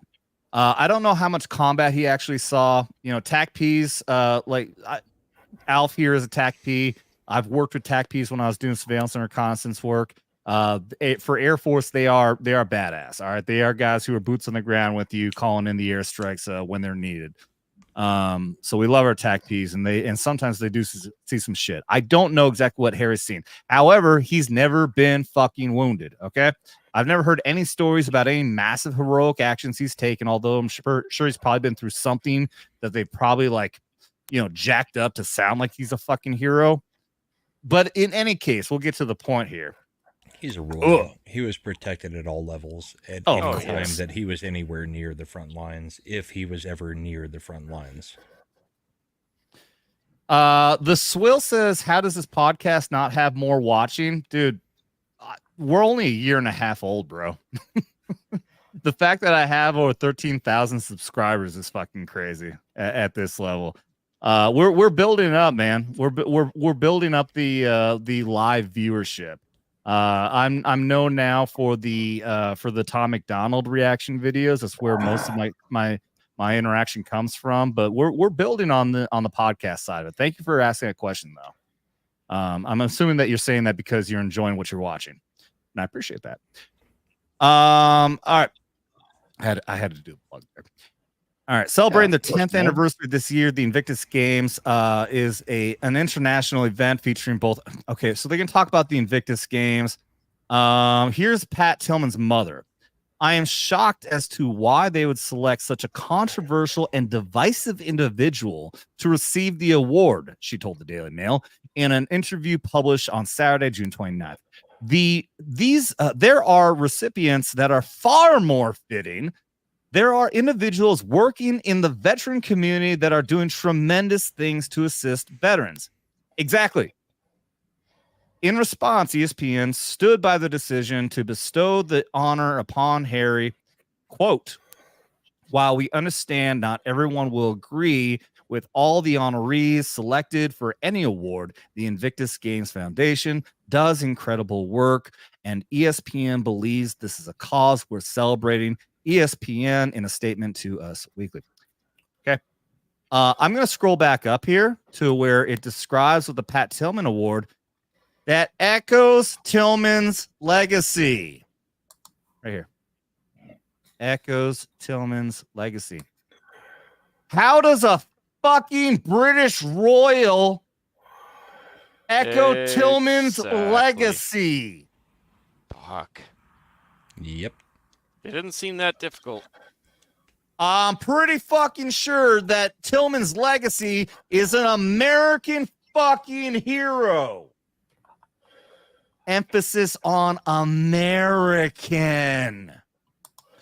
Now, I'll get into this. Here's the reason why I found this article, because I was looking up who were the past recipients of the award. I'm not going to read all of this. This person right here is a veteran who lost his legs in the global war on terror and went on to the Paralympics, and they won gold. So he has a connection both to the military and also acts of service in sport. Yeah. Daniel Green, also another person, a former Notre Dame basketball star, received the honor in 2015. She enlisted in the Army. She lost her arm when she was shot by an RPG. Connection to sports, went on to the military. Elizabeth Marks, another person who, former U.S. Sergeant in the U.S. Army. She was involved in the Invictus Games, which Harry fucking founded. But blah, blah, blah, blah. She is somebody who served in the military, was injured in the military, and is connected to sports. This poor bastard, I've seen pictures of him, man. He got so fucked up. Oh, good grief. Yeah. Former Air Force Master Sergeant, second, blah, blah, blah, blah. He was also tied to the Invictus Games. And this is where I start seeing the fucking pattern showing up. The Invictus Games was popping up a lot in the past here. This is not to throw any shade, obviously, at all to these people who received this. Because obviously this dude, he sacrificed something. Yeah. He sacrificed something. While also being connected to sports. Obviously, he's got this Warrior Games thing on here. Jake Wood. Jake Wood here, a former offensive lineman for the Wisconsin Badgers. Go Badgers. He joined the Marine Corps after 9/11, and he suffered injuries. I'm gonna try to keep scrolling through. This is another person who was connected to sports in America who went to the military. She lost her leg. Kim Clavel, same thing. When COVID-19 hit, she left her career as a professional boxer to return to her roots as a nurse. Interesting. Okay, but wait a minute. I didn't read this one. And this is okay. And this is my point. You see a point where the awards start getting shady. Okay, but no. She was a professional boxer. Yeah, I even said she that. Was okay, making so my money. bad. She yes, left okay. that She was a money professional to go boxer, be a nurse to help people in the retirement and elderly care areas. Correct. In the vet circle. Somebody who made a sacrifice. So yeah, this right here, 2021. This is when it starts to take a fucking turn. This right here is an English soccer star who was honored because he donated money for people to get food during the coup. Look, I'm sure that there's probably people who are having issues during the coup. A lot of people did. But to say that you made some kind of a sacrifice because you donated money for the coup, which we all know was, I can't really say it because we're not on fucking Rumble. We're on YouTube. I could get in trouble. You get what I'm saying, right? All of a sudden now in 2021, which we all agree, when shit got fucking weird was in 2020. That was a massive fucking shift in our fucking culture. Oh yeah. 2020 was a massive shift in our culture. So with the ESPYs, the Pat Tillman Award, an award that should honor the man who gave up his entire career, millions of dollars, could have been a Hall of Famer, wealth, fortune, women, all that. He gave all that up to join the army, go into the Rangers, and was killed in Afghanistan.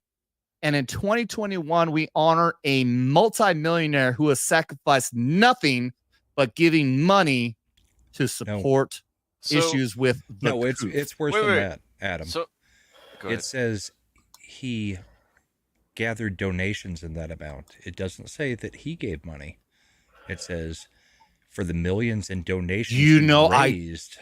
I didn't even realize that. doesn't You are say that 100% right. He did anything, he fundraised. If he did anything, he got on Twitter and Facebook and told people to give money, and they did.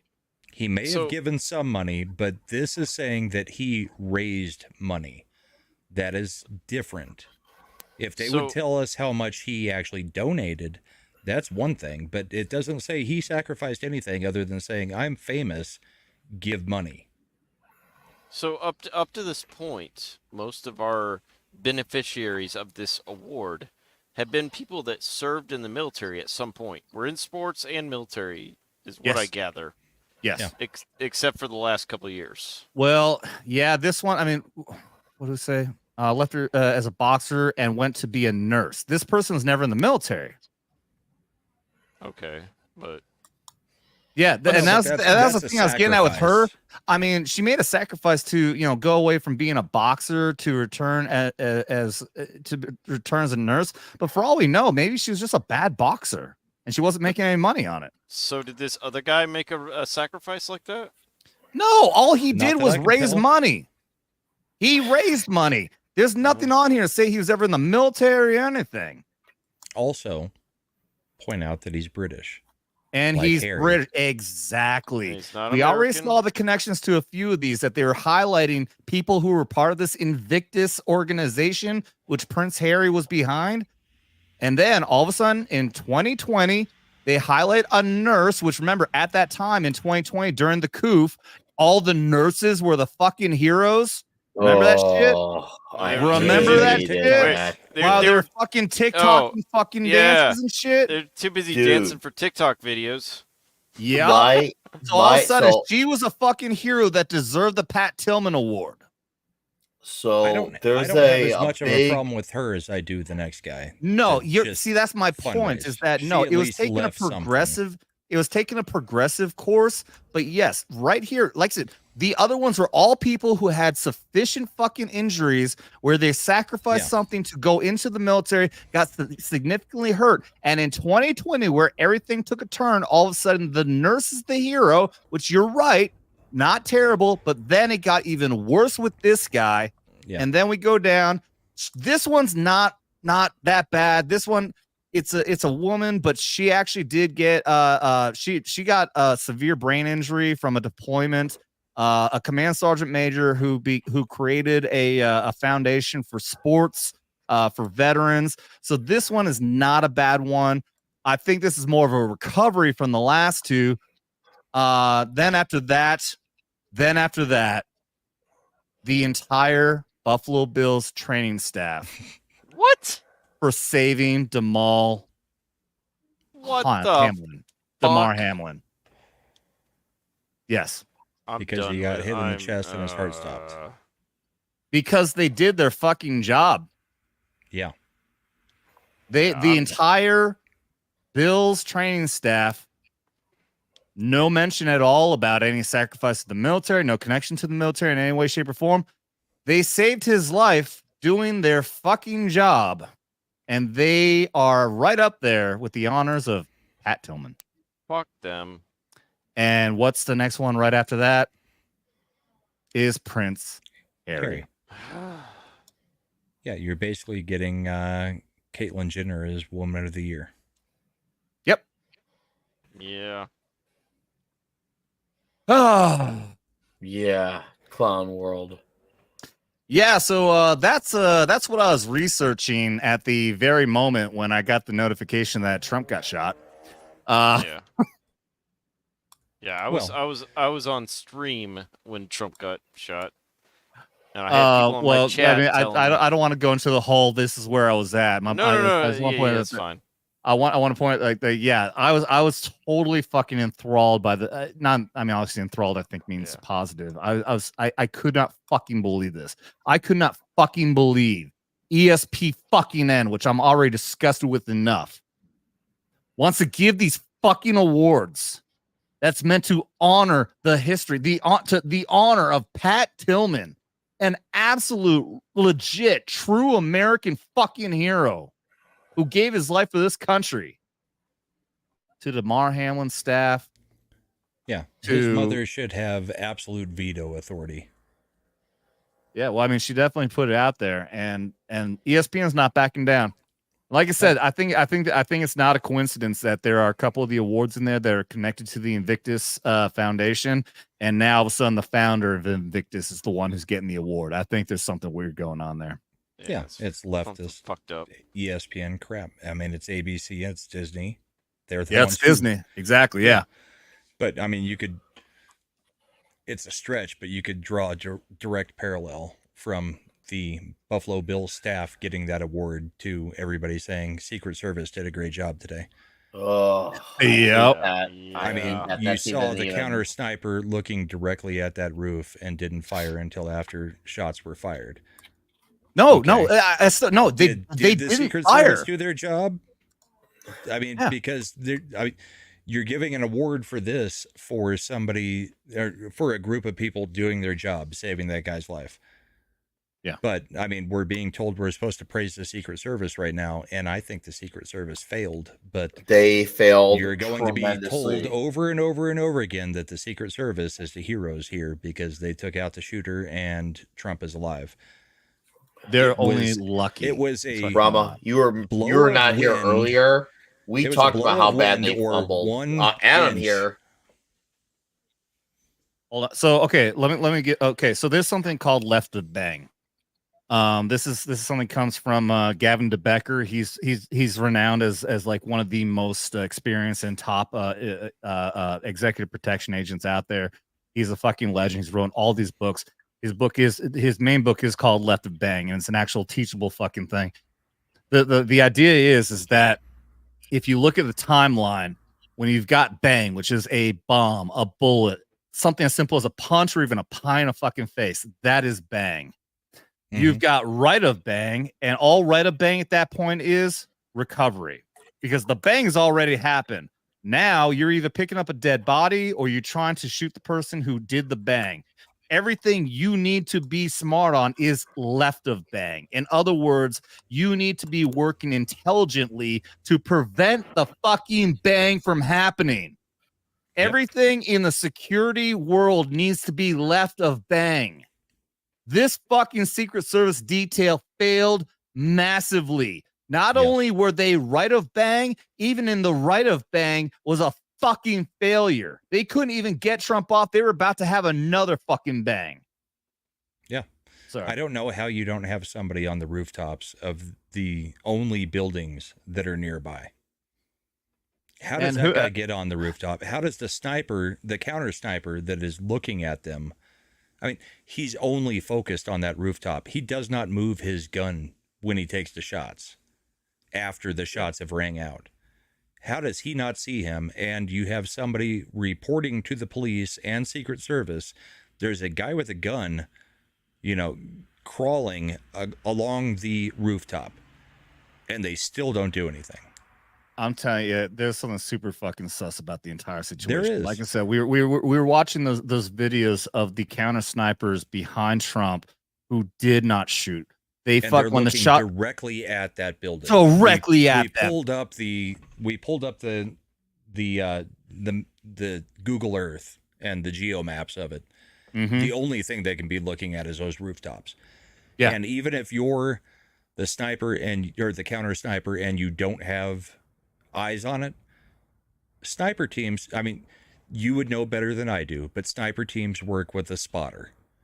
They're going to be saying, yeah, there's somebody on the roof, you know, target in. I don't understand what this setup is here, because you've got a guy on a tripod and a guy laying on his stomach shooting or with a rifle as well. I don't know where the spotter is here. I mean, and there is the bag in the this got to be their fucking bag in the middle. This, like you're saying, there should be a spotter. This is really weird that there are two individuals with rifles and I don't see a spotter. Exactly. I'm gonna turn the volume off and I'm just gonna just scroll through here real quick, because I hate this so much, because we pointed out that you see the one on the left with the tripod, he pops his head up away from the scope the split second before the shot rings out. Ring out. Yep. And then he does not move and the then gun he an jerks inch back and shoots. No, he doesn't shoot. I have not seen a video where he shoots at the end. Not in this video. And you know, that's a little bit old, that chart. That chart's a couple of months old. And if you want to really see something that said, take a look at what happened. This video ends right after the first three shots. Okay. If there's a longer video out there, I would love for somebody to send it to me. There's got to be a longer video. Maybe he doesn't, because the gunshot should be far louder than the gunshots from 150 yards away. Yeah, those first three shots we know damn well, because we've listened to the shots thoroughly. The first three shots are his attempted precise shots on Trump, and then he goes, well, fuck it, and there's a series about 4 to 5, boom, boom, boom, boom, boom, quick consecutive shots where he's shooting into the crowd, trying to kill as many MAGA then people there's as possible. a pause of like 6 or 7 seconds before the Secret Service responds with a whole flurry of shots. There is also, I swear it's very hard to tell. I would have to have like some technology to really break it down. But when you have the consecutive boom, boom, boom, boom, boom, the quick shots, right at the very end, I hear what sounds like a 3-round burst of a different caliber. And then after that, there's 10 seconds where you hear what's likely the sniper shot that takes him out. Well, that could have been SWAT. Because SWAT that's what I'm scene thinking as well. Yeah, that's what I'm thinking. Is I think that maybe it's possible that like there was like SWAT on the ground who heard the shots come from that roof, and then they pulled up and then did that fucking 3-round burst. But like, they didn't see anything. They're just probably just shooting into the fucking wall. They realized they couldn't hit the guy. They hear the direction, something. I mean, yeah, the whole thing. It reeks, dude. It reeks. The head of the Secret Service should have already resigned tonight. Dude, I want her to be fired and then fucking prosecuted for criminal negligence. I hate what that we're in prior employment was. Oh, we talked about it. Yeah, we went through. I just hate that we're in a time where people like this aren't already fired. This should have been a no-brainer. This should have been you're fired.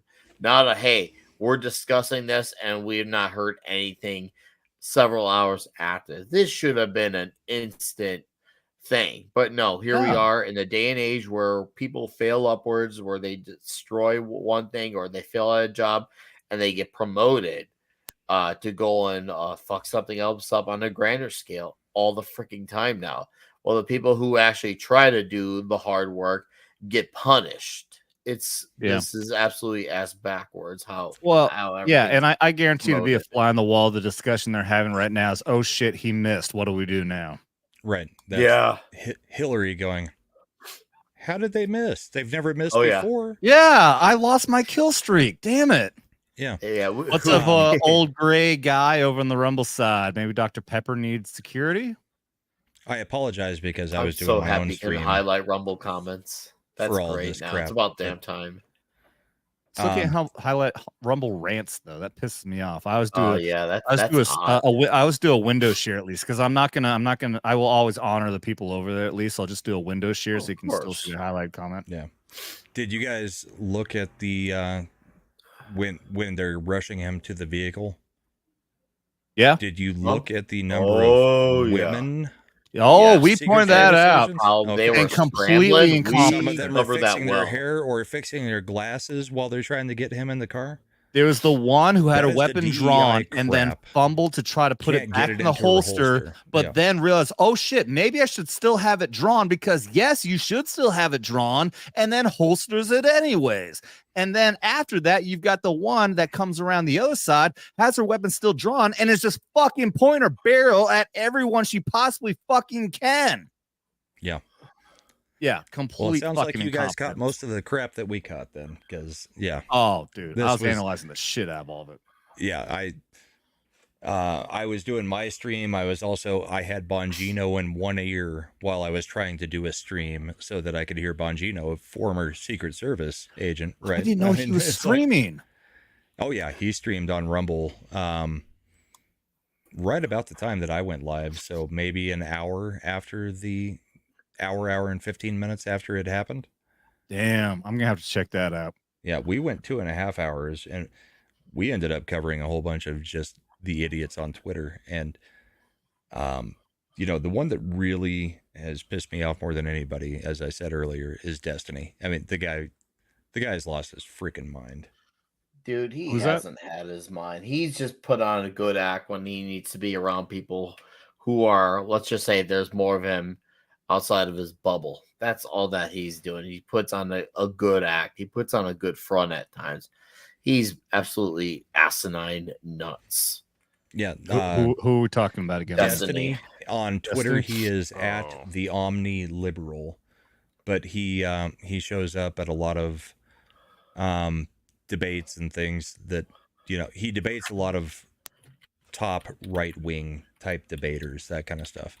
Like he was just on with Trigonometry with Sebastian Gorka debating him last week. So, I mean, he's a well-known person in the sphere. He started out on Twitch and has grown quite the YouTube following since he basically got himself ruined on Twitch by saying the N-bomb too many times.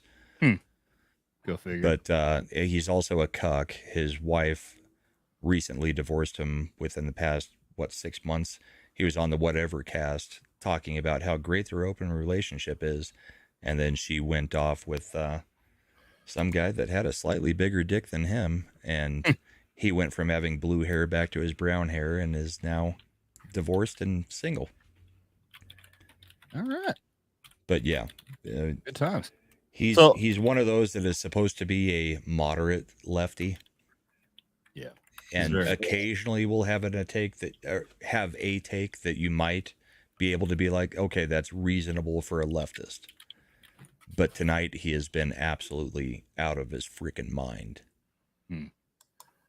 I'm sorry, I'm being distracted right now, but I just find I had notification on Truth Social. I'm looking at my iPad. There is a very, very high def closed in picture of those two snipers that we were looking at. There is definitely there's no spotter. It's just two men with rifles. And this does look like it looks like just like I was saying, the very instance you can see. I don't know how I'm going to pull it up on here. It's on here. But one, the rifles have suppressors. So we were even asking that earlier. When we heard that final shot, it does make sense that it's very muffled because it looks like all these sniper rifles have suppressors. So that would explain why that last shot was muffled. Had to be one of these snipers. Right.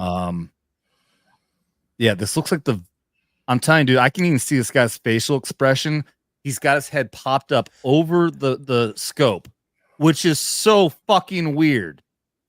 This is so weird. Clearly, he's reacting to what he's seeing of the assassin, the attempted assassin. He's got him in his fucking scope, and he pops his head up over his scope, and then the rounds go off, and he jerks back. I can play the video again if everybody wants to. He does not get back down the scope and take the shot. Why? Yeah, because Secret Service, their job is to not let anything get near the president. You would fire upon somebody you think is a threat before they're getting off that shot. Yes, that's what I was getting at. Your job is to eliminate before anything happens. Exactly. You take the you see a guy on the roof with clearly what looks like a fucking rifle. You take the fucking shot. Yep. Instead, we see the video where 3 shots ring out and these guys do not respond. Instead, you see the one who's on the tripod jerk back.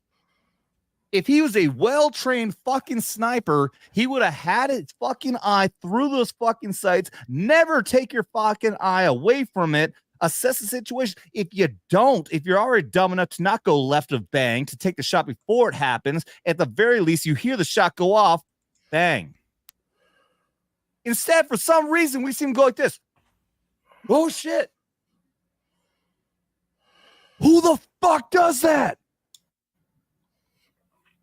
Both of them do. The other one's in a really weird fucking crouch position. He's got even when I was seeing on there, it looks like he's clearly not in a full prone position, which means your legs are extended out. He's in a weird, like he's got his legs tucked up underneath him. And he also, when the first round rings out, you see both of them jerk back instead of taking the fucking shot. And why don't they have a spotter?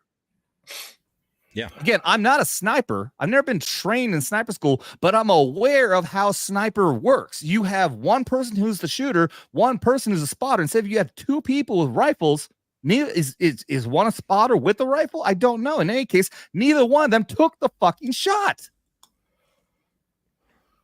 I'm sorry. This whole thing is pissing me the fuck off, man. This makes no fucking sense. It doesn't. Well, and the DEI, the DEI female crew around the fucking SUV.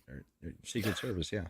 I mean, no, not the ones around the SUV, the one that's in charge of Secret Service. Oh, yeah.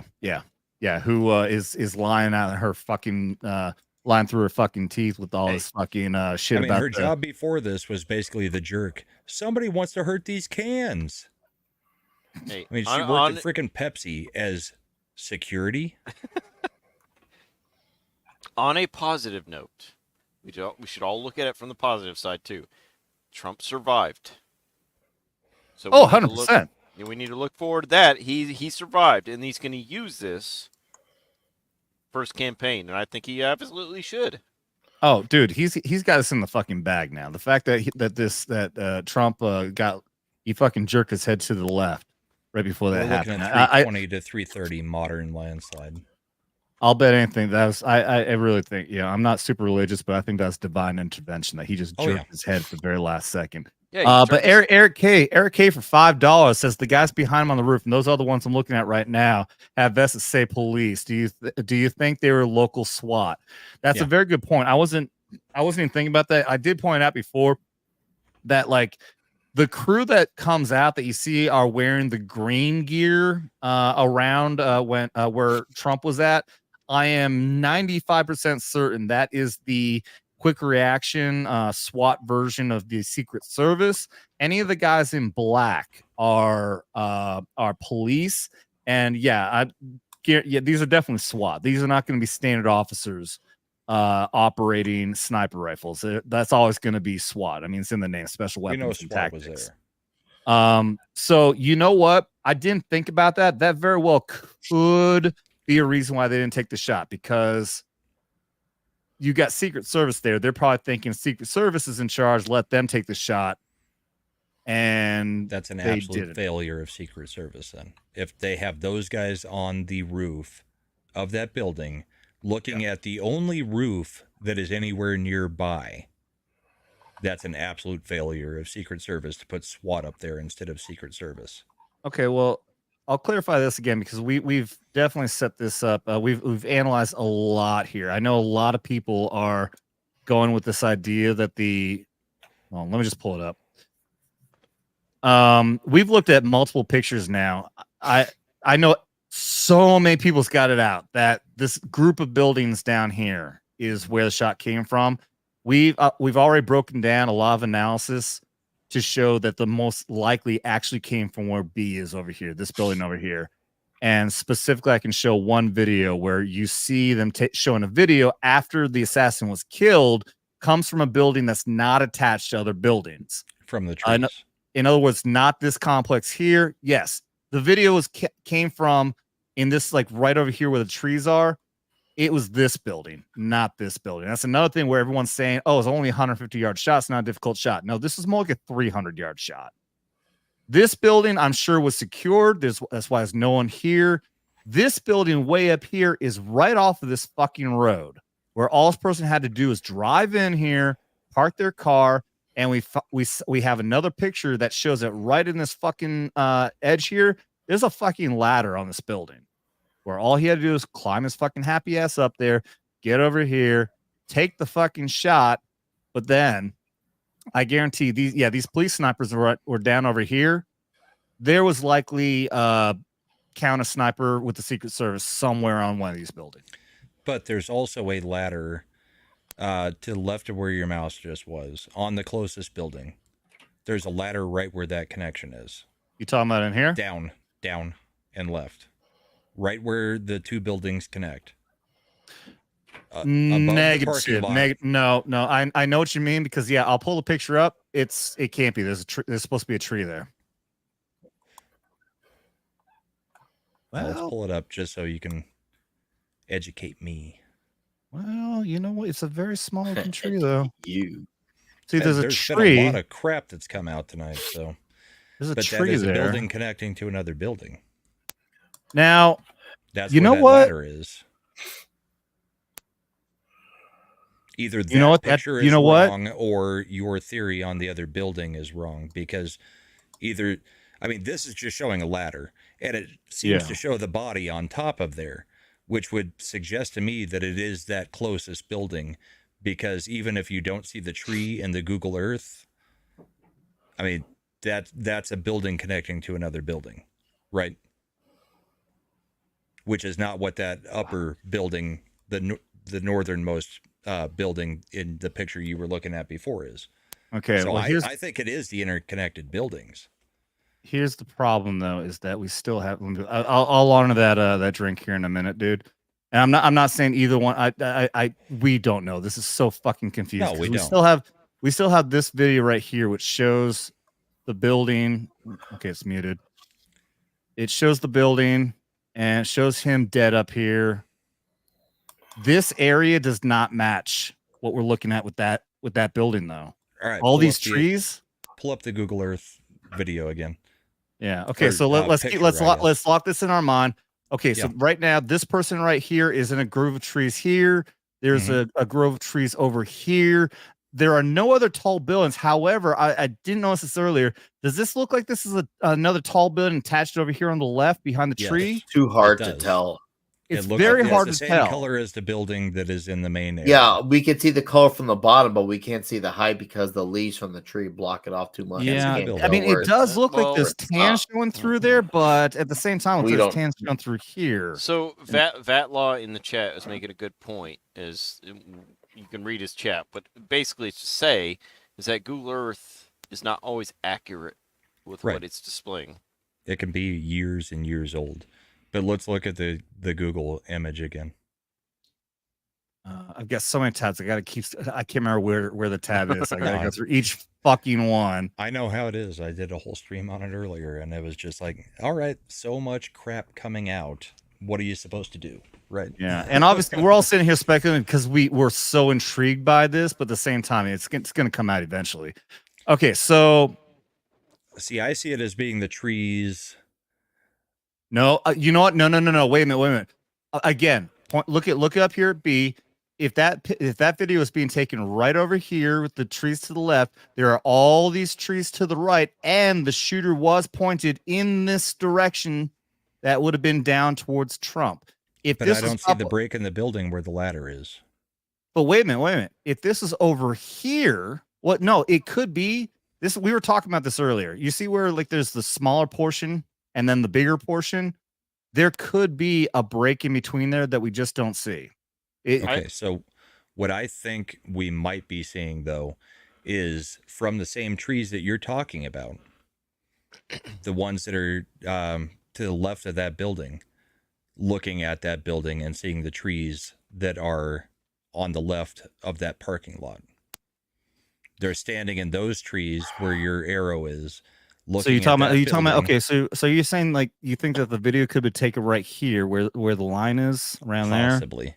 And then the you ladder do may have actually be on the upper portion of that building where the connection is, not the lower portion. And okay, so I'm definitely seeing that as a good possibility. You're right, because you do have the trees down here. And if his body was right here on top of this building, then we do have this building right here that was being blocked visibly by this tree right here.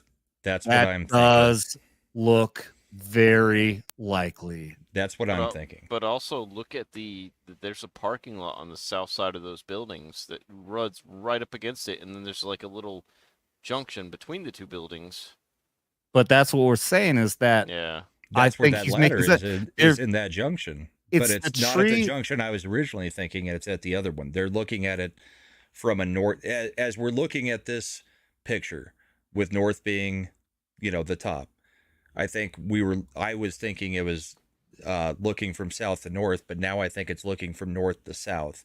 The picture is being taken near where that B is, but to the left, to the west, and looking down at that building, and the ladder is at that connection of the building, and those trees that we saw in the background are the ones to the west of the parking lot. I'm just saying the parking lot's right up against the buildings in that picture. Right. Well, yeah. No. Okay. So no. Okay. So wait. We'll go back to that picture. So right here. Okay. So if we're right about this, where my cursor is circling right here, is where there is a tree. This is the thing. I was hung up on the tree, but when I look back at the tree, didn't look very big. It very well could be a small tree. The height of the building is right in between these grooves right here. There is a dark spot right in between. There is a dark spot right in there. So I'll pull the picture back up. And so keep this in mind. We'll see even a cop car right here, down over here. There's no cars in this shot. And right where we see this object right here connecting the two buildings should be where the ladder is. But the ladder doesn't really matter if somebody just took a picture of the ladder and said, hey, how did you not notice this ladder? Well, I mean, it is the same picture that shows the body, because the other one shows the body, right? It is a very no. There's something other. So this is definitely it. This is definitely that shot. This is definitely where we were just looking at. Now, does that mean this is where he went? We don't know. No, there's no body up here. Something on the roof. I don't think this is the body. This is not the body. Then that could be a shot of anybody saying, hey, how did you not notice this ladder? If that's not exactly the body, that doesn't say that this is where it took place. That's exactly right. This does not say that we know this for sure. Well, the thing is, if this is the location all the way to the north, to the upper left up here, right at the edge is where he would be, based on that video we were watching. This just proves that in the next coming days, we're going to see a lot more information come out on where he was, what happened, how it went down. We may not. So I was listening to D-Day Cobra's stream earlier, and Dan Vass came on, and he spoke from someone from the third world perspective who witnessed Bolsonaro, the guy that eventually became the president of Brazil, get stabbed. Yeah. He was there. He said he was there when it happened. That we will probably not find out anything about the shooter. It'll get covered up to high heaven. They'll have scrubbed everything. Yeah. But here in this video, So you don't see a parking lot. So obviously they're on the backside of that building. It's on the backside, correct. And one thing and to point out, you can tell is more towards them. Yeah. Or it could be an optical illusion because you really can't tell. Maybe he is further back than we think because it does look like he's You right wouldn't on be the able edge. to see it from the ground. Because well, he is far back. The roof does have an incline. It is a gabled roof. It is not a Right. flat roof. This is so he and this has is a to key be on point I'm the going to side point that out. You would be able to see him Because we see the angle of the roof the way it is means that we're looking at the long edge here, or rather the corner. We're looking at the split corner.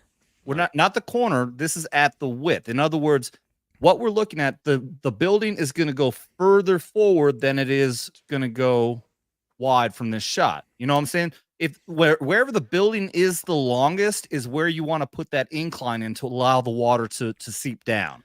See, I think the two people furthest back are standing at the corner of the building where one wall meets the next wall.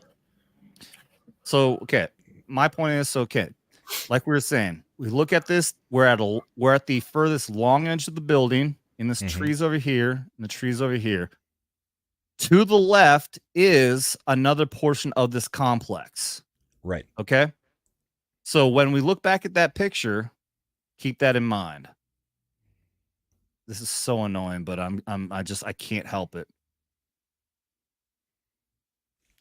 We got nothing else to do, but yeah, and this is way too significant for us to ignore as well. I mean, yeah, for any other, I guess you could say less crazy thing. Yeah, this would seem crazy, but because of how wild this all is, even though we all talked about it, theorized it still feels crazy. It still happened in actual reality, even though we all had conversations about it, at least at one point in time, whether it's on here or in person. Yeah. So I think you see this person who was taking that video was probably up here above this red line. This tree right here that you see, unless, like we were saying, this could be some time ago, maybe there's another tree, but this tree I'm thinking is blocking the view of this section of the complex that's blocking right here. Right. And he is somewhere on here. And then, like I said, now we have these trees right here, also in the shot. My question is, how did he get that close on a rooftop? Exactly. That is the main fucking point. How is this entire building not cordoned off? Yeah. How does anyone get anywhere near this fucking rooftop? Makes no sense. This has to be either in on it, or this is the most incompetent of the most incompetent. Which, sadly, the part is we can't even rule out either or, because we saw on the video footage what the incompetence was. But at the same time, we're in a day and age nowadays where we also know how bad the GOP also don't like him as well. We can't rule. We have seen so much crazy. We can't rule out that big a possibility that some of these guys might be in on it as well. It's absolutely nuts. Either there even could be maybe even a variation of both. A lot of the theories I've heard come out where people were telling me you're crazy, and all of a sudden that happened, and I'm like, just give me a moment of pause. Yeah. No. Yeah, Bruce, you're right. Because like I said, I've been on this idea the entire time that it was building B over here. At this distance, that's an easy shot. Absolutely. I mean, now you still can't be a fucking complete novice to make that shot. You still have to have some experience. Unless that's somewhere between 100 and 150 yard shot, I guarantee. Yes, you said so earlier. I know. You were right. Well, the conventional thought, the closer building is the 150 yard shot. Razor just posted a Razor rant 300 yards on the Trump shooting. So for those who are curious to hear his take later, I'm sure that's gonna be a very notable video to watch. But either way, if I mean, I didn't bring up the images of the supposed shooter on my stream. I don't know if you did, but I mean, he looks like an absolute soy leftist. You know, I don't know that he knows how to use a freaking gun. Well, were you here? I mean, you were here when I pointed out the shirt he was wearing, right? No, that must have been right before I came in. Yeah. Yeah. So this is the dude. This is absolutely the same guy that we were seeing. Unfortunately, this shirt that he's wearing is Demolition Ranch. You familiar? No.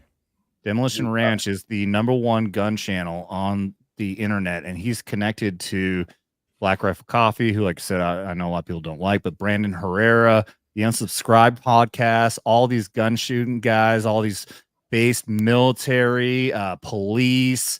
This is Demolition Ranch. They are the #1, 11.6 million subscribers, #1 gun channel on the internet.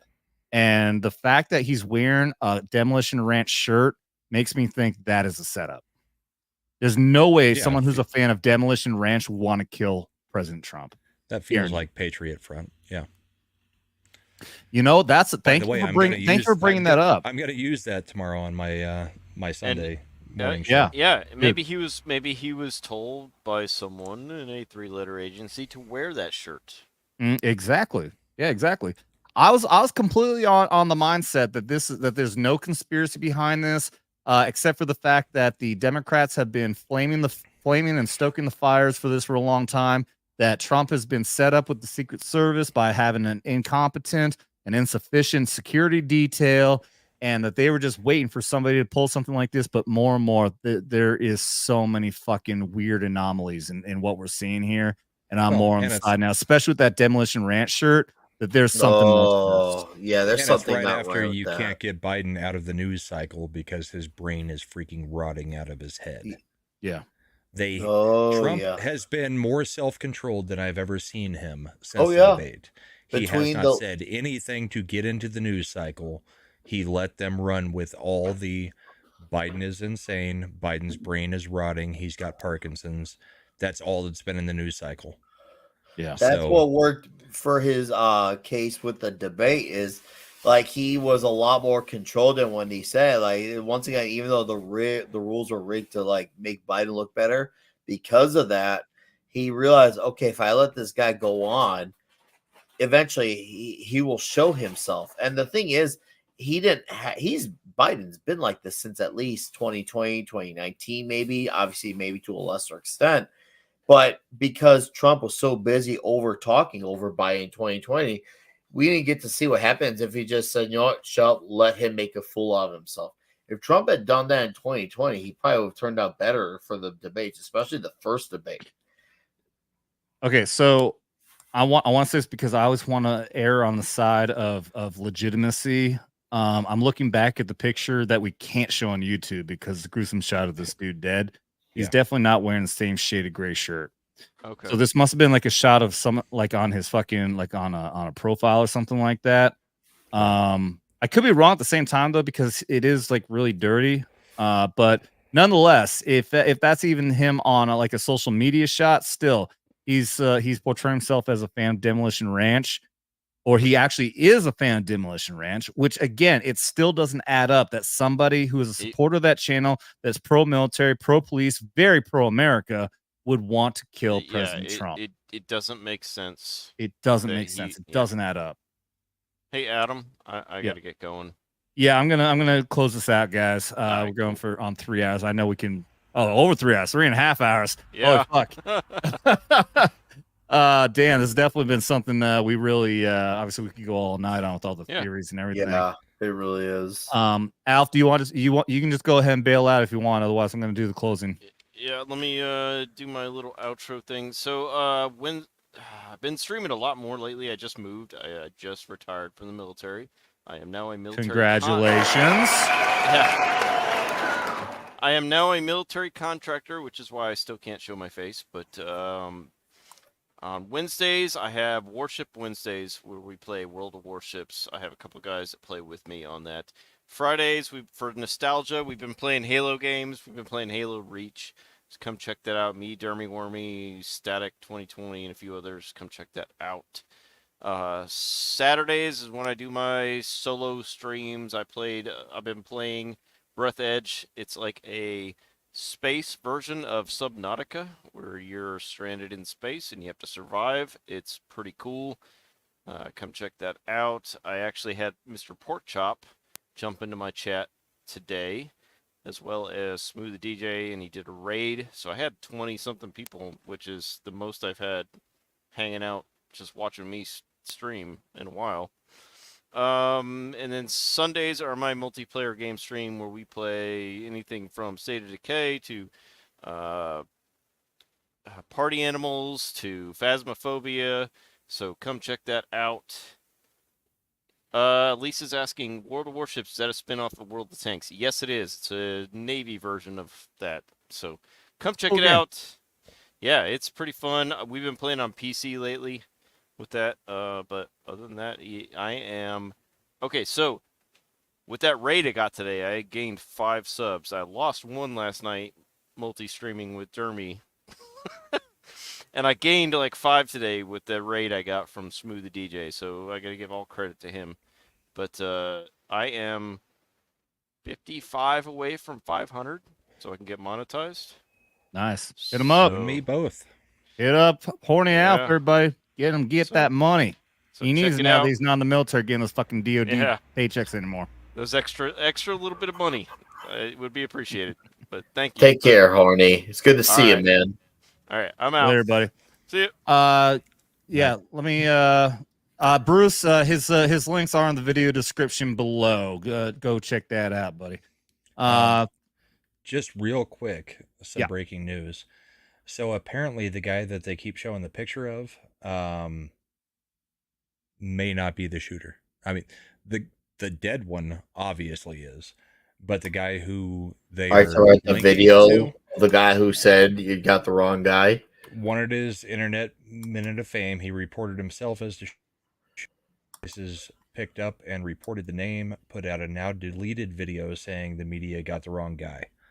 So it's possible that that guy looks like the guy who is dead, but is not that guy. And the whole... So you're talking about this one right here. This dude, yes. I'm looking at, dude, that's the same guy, man. Same length of hair. But look at the same dead chin. picture that you can't show. He doesn't have glasses on either. Well, and there's no glasses anywhere near him. There's no glasses anywhere near him. I'm telling you, dude, if you compare all the ears are big. It's the undergrown jaw that is the big thing. It's not undergrown. Both of them have a very protruding jaw. Yeah. Both of them. Yeah. It's coming out. Yeah. That's what I mean. Both of them. Wrong It's word, identical, maybe. man. I don't know. I'm telling you, this is obviously, I mean, I can't obviously say because I'm not a fucking expert or anything. They got the same very thin little bitch fucking beard, dude. I mean, okay, so if the guy is going on there, he's trying to get a minute of fame because he looks like him. He does look a lot like him, dude. Same long hair and everything, man. We'll see. But everyone's got their own doppelganger out there. That's for I'm sure. just saying what is being also put on Twitter now, that dude who I'm not going to say the name. Yeah. Dude who is put in those pictures is saying it's the wrong guy. It's not me. And he's put out a video live that says it's not me. Okay. So he does look just fucking like him, though. Oh, I know, Looks right? a hell of a lot like him. But, I mean, the fact that there's no glasses anywhere near the dead body of the shooter, I mean... Yeah. Which, like I said, I mean, it could be, I wouldn't use that as a definitive. Well, that's why we don't put out a whole bunch of stuff early on YouTube, because there's so much that can be wrong, right? I mean... Yeah. I would rather be right. We try to err on the side of being right, not being first.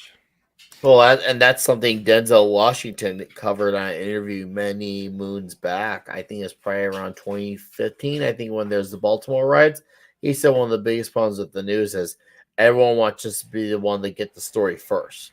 They're not looking to report accurate. They don't even care if it's accurate as long as they're first. That's what they're trying to do. And that's kind of like the AP and Everybody Tonight making up fake headlines. Trump fell to the ground and the rally was interrupted as the Secret Service dragged him off. Of course, no mention of gunshots, no mention of anything. They didn't mention that he got there was an attempt at killing him. Of course there was. Right. Just like at the Minnesota Christmas parade, it was an SUV that went off of whatever is, Well, Rush and Limbaugh no did mention that of for years. How many times does the SUV do all the killing? Yeah, no mention of a racist black man who is well known for hating white people. Oh, yeah. Just before we went off the air, I wanted to point out that there is some discrepancy about that person that's being put on the internet now. Well, I feel very bad for Demolition Ranch because I guarantee they're going to catch a lot of shit for that. Probably already are. They're probably already trying to play damage control.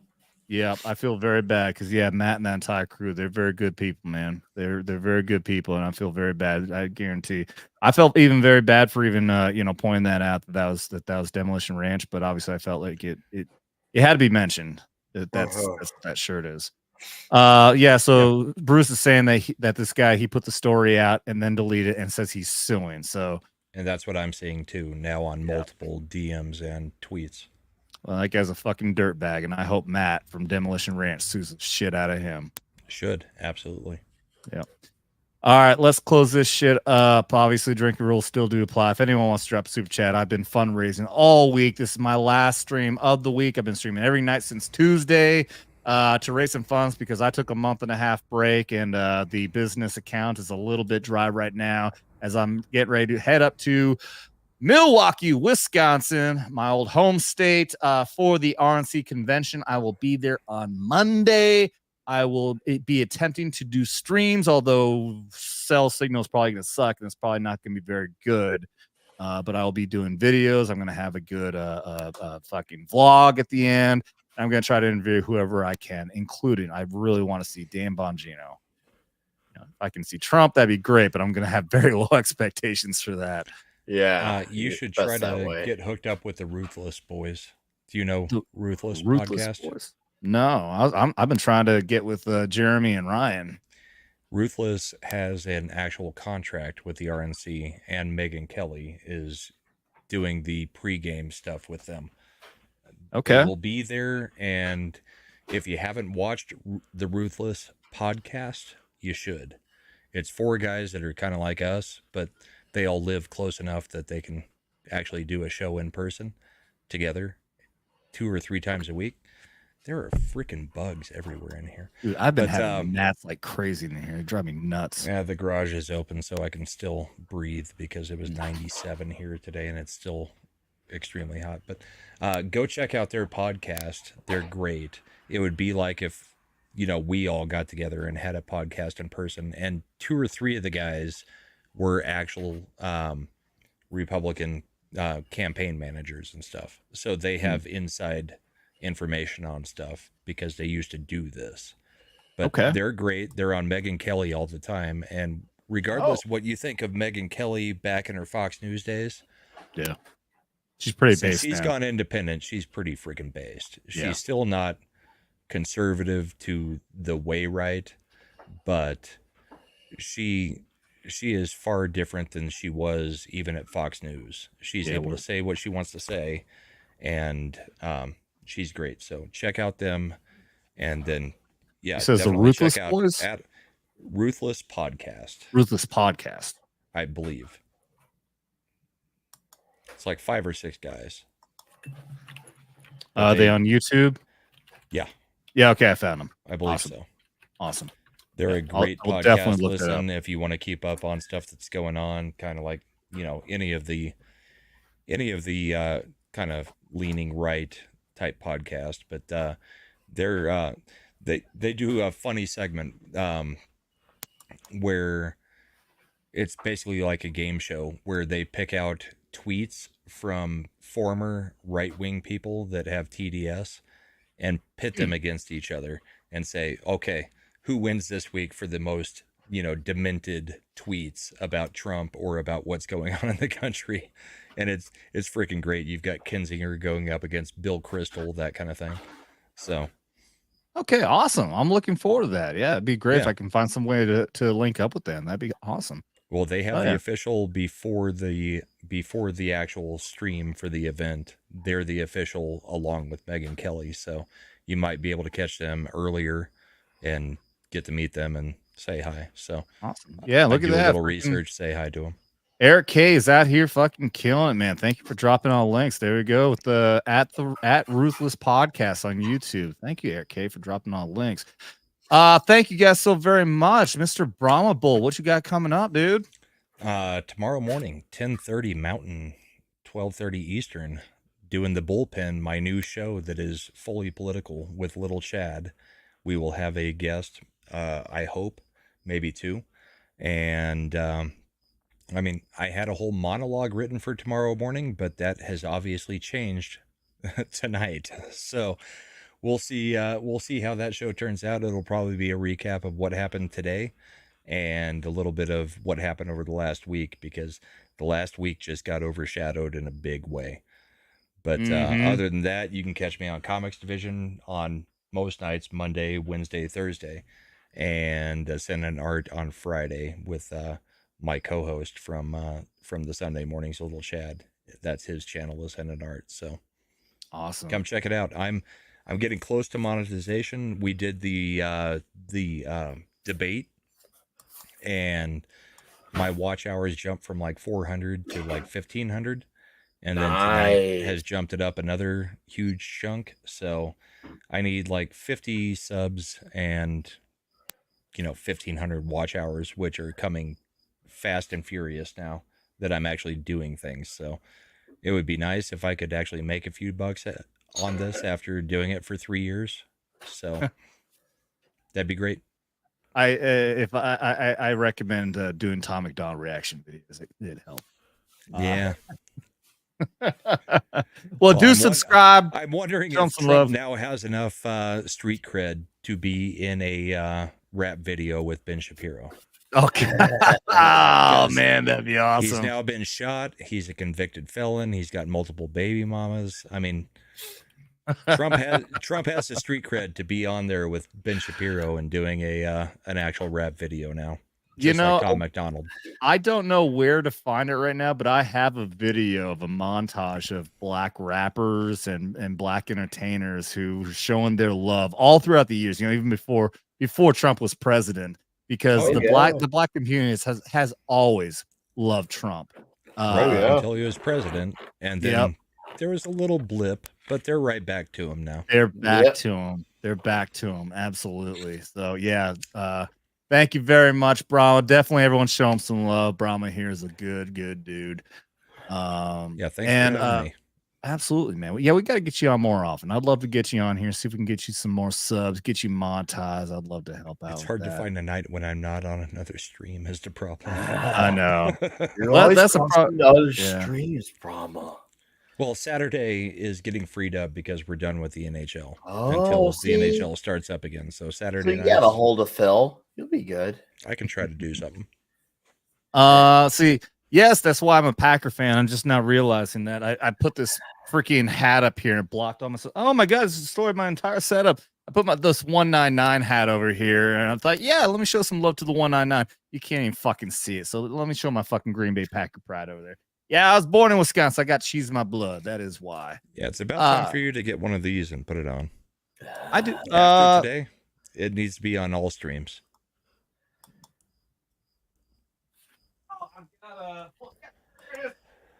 Yeah, I should have this out more often though. Actually, I haven't worn this in a while. I got my my Trump 2020 hat. It's a full fucking BDU stuff.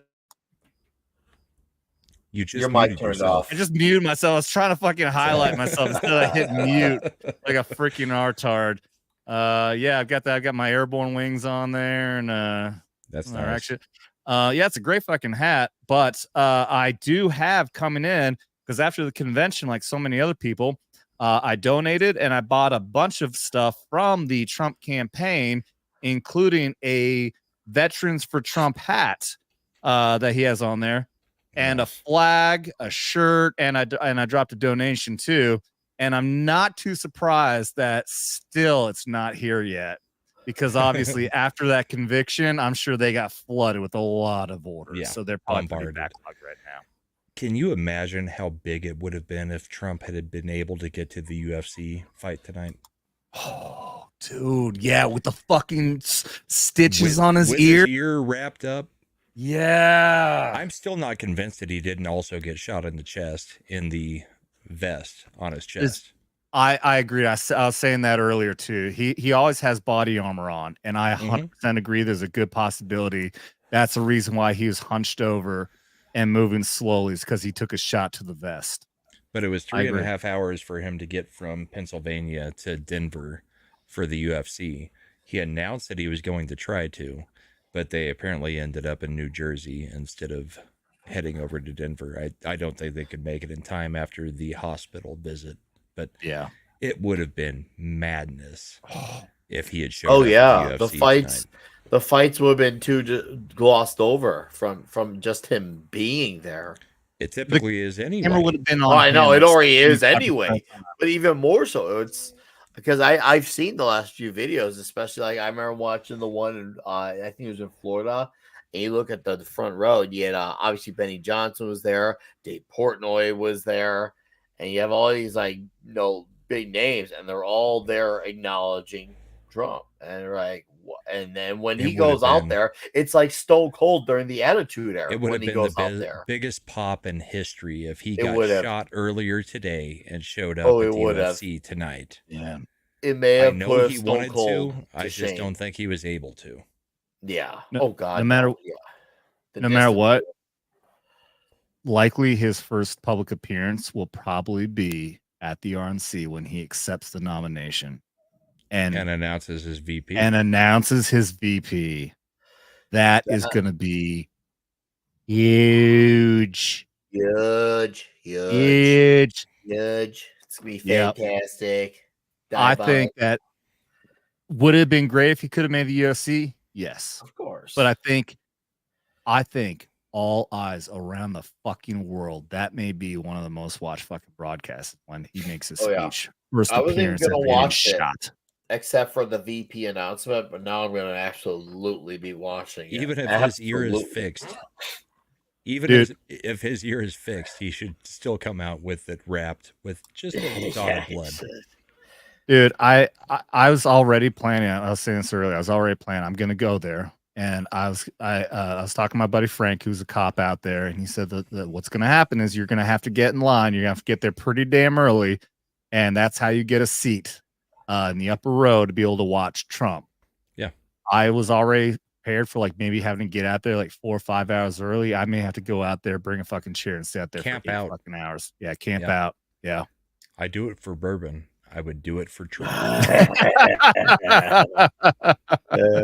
Awesome.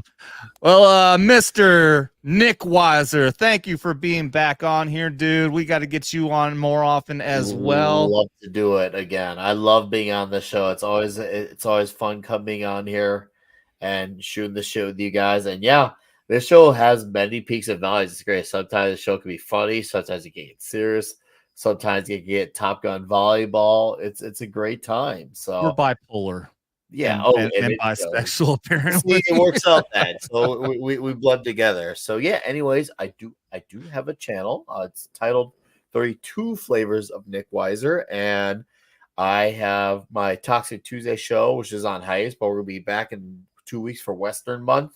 That's gonna be fun, talking classic westerns, and of course my Friday night show, Klobby's Comic Shop, and I'll have another video or two out next week as well. And of course, I'll be on Midnight's Edge After Dark Tuesday and Thursday, and Comics Divisions Thursday Night Throwdown. I think now that election season is kicked up, I think I'm about to try to slide my way back into Elliot Park Cars as well, Brahma.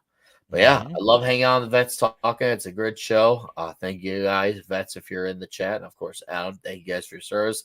We got a wild 6 months coming up ahead. So it's gonna go to 11. So everyone brace yourselves. We are finally here now.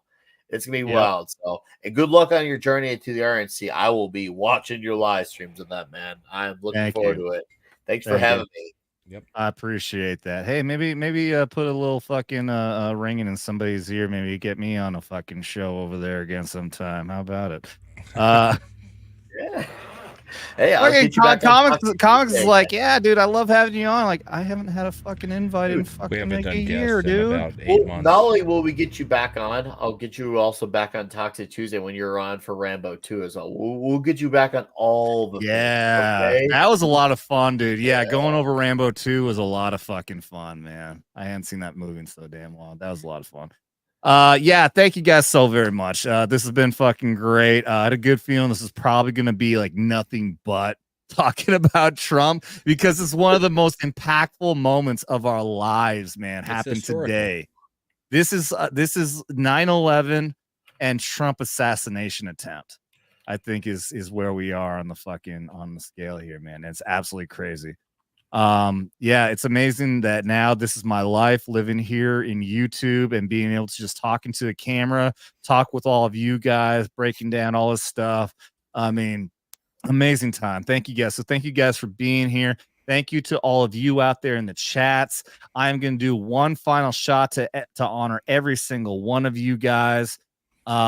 This is to everyone out there in the chat, everyone, all the patriots, everyone out there who is praying now for President Trump, who thankfully only lost a chunk of his ear because he's the boss. And I think he has divine intervention behind him.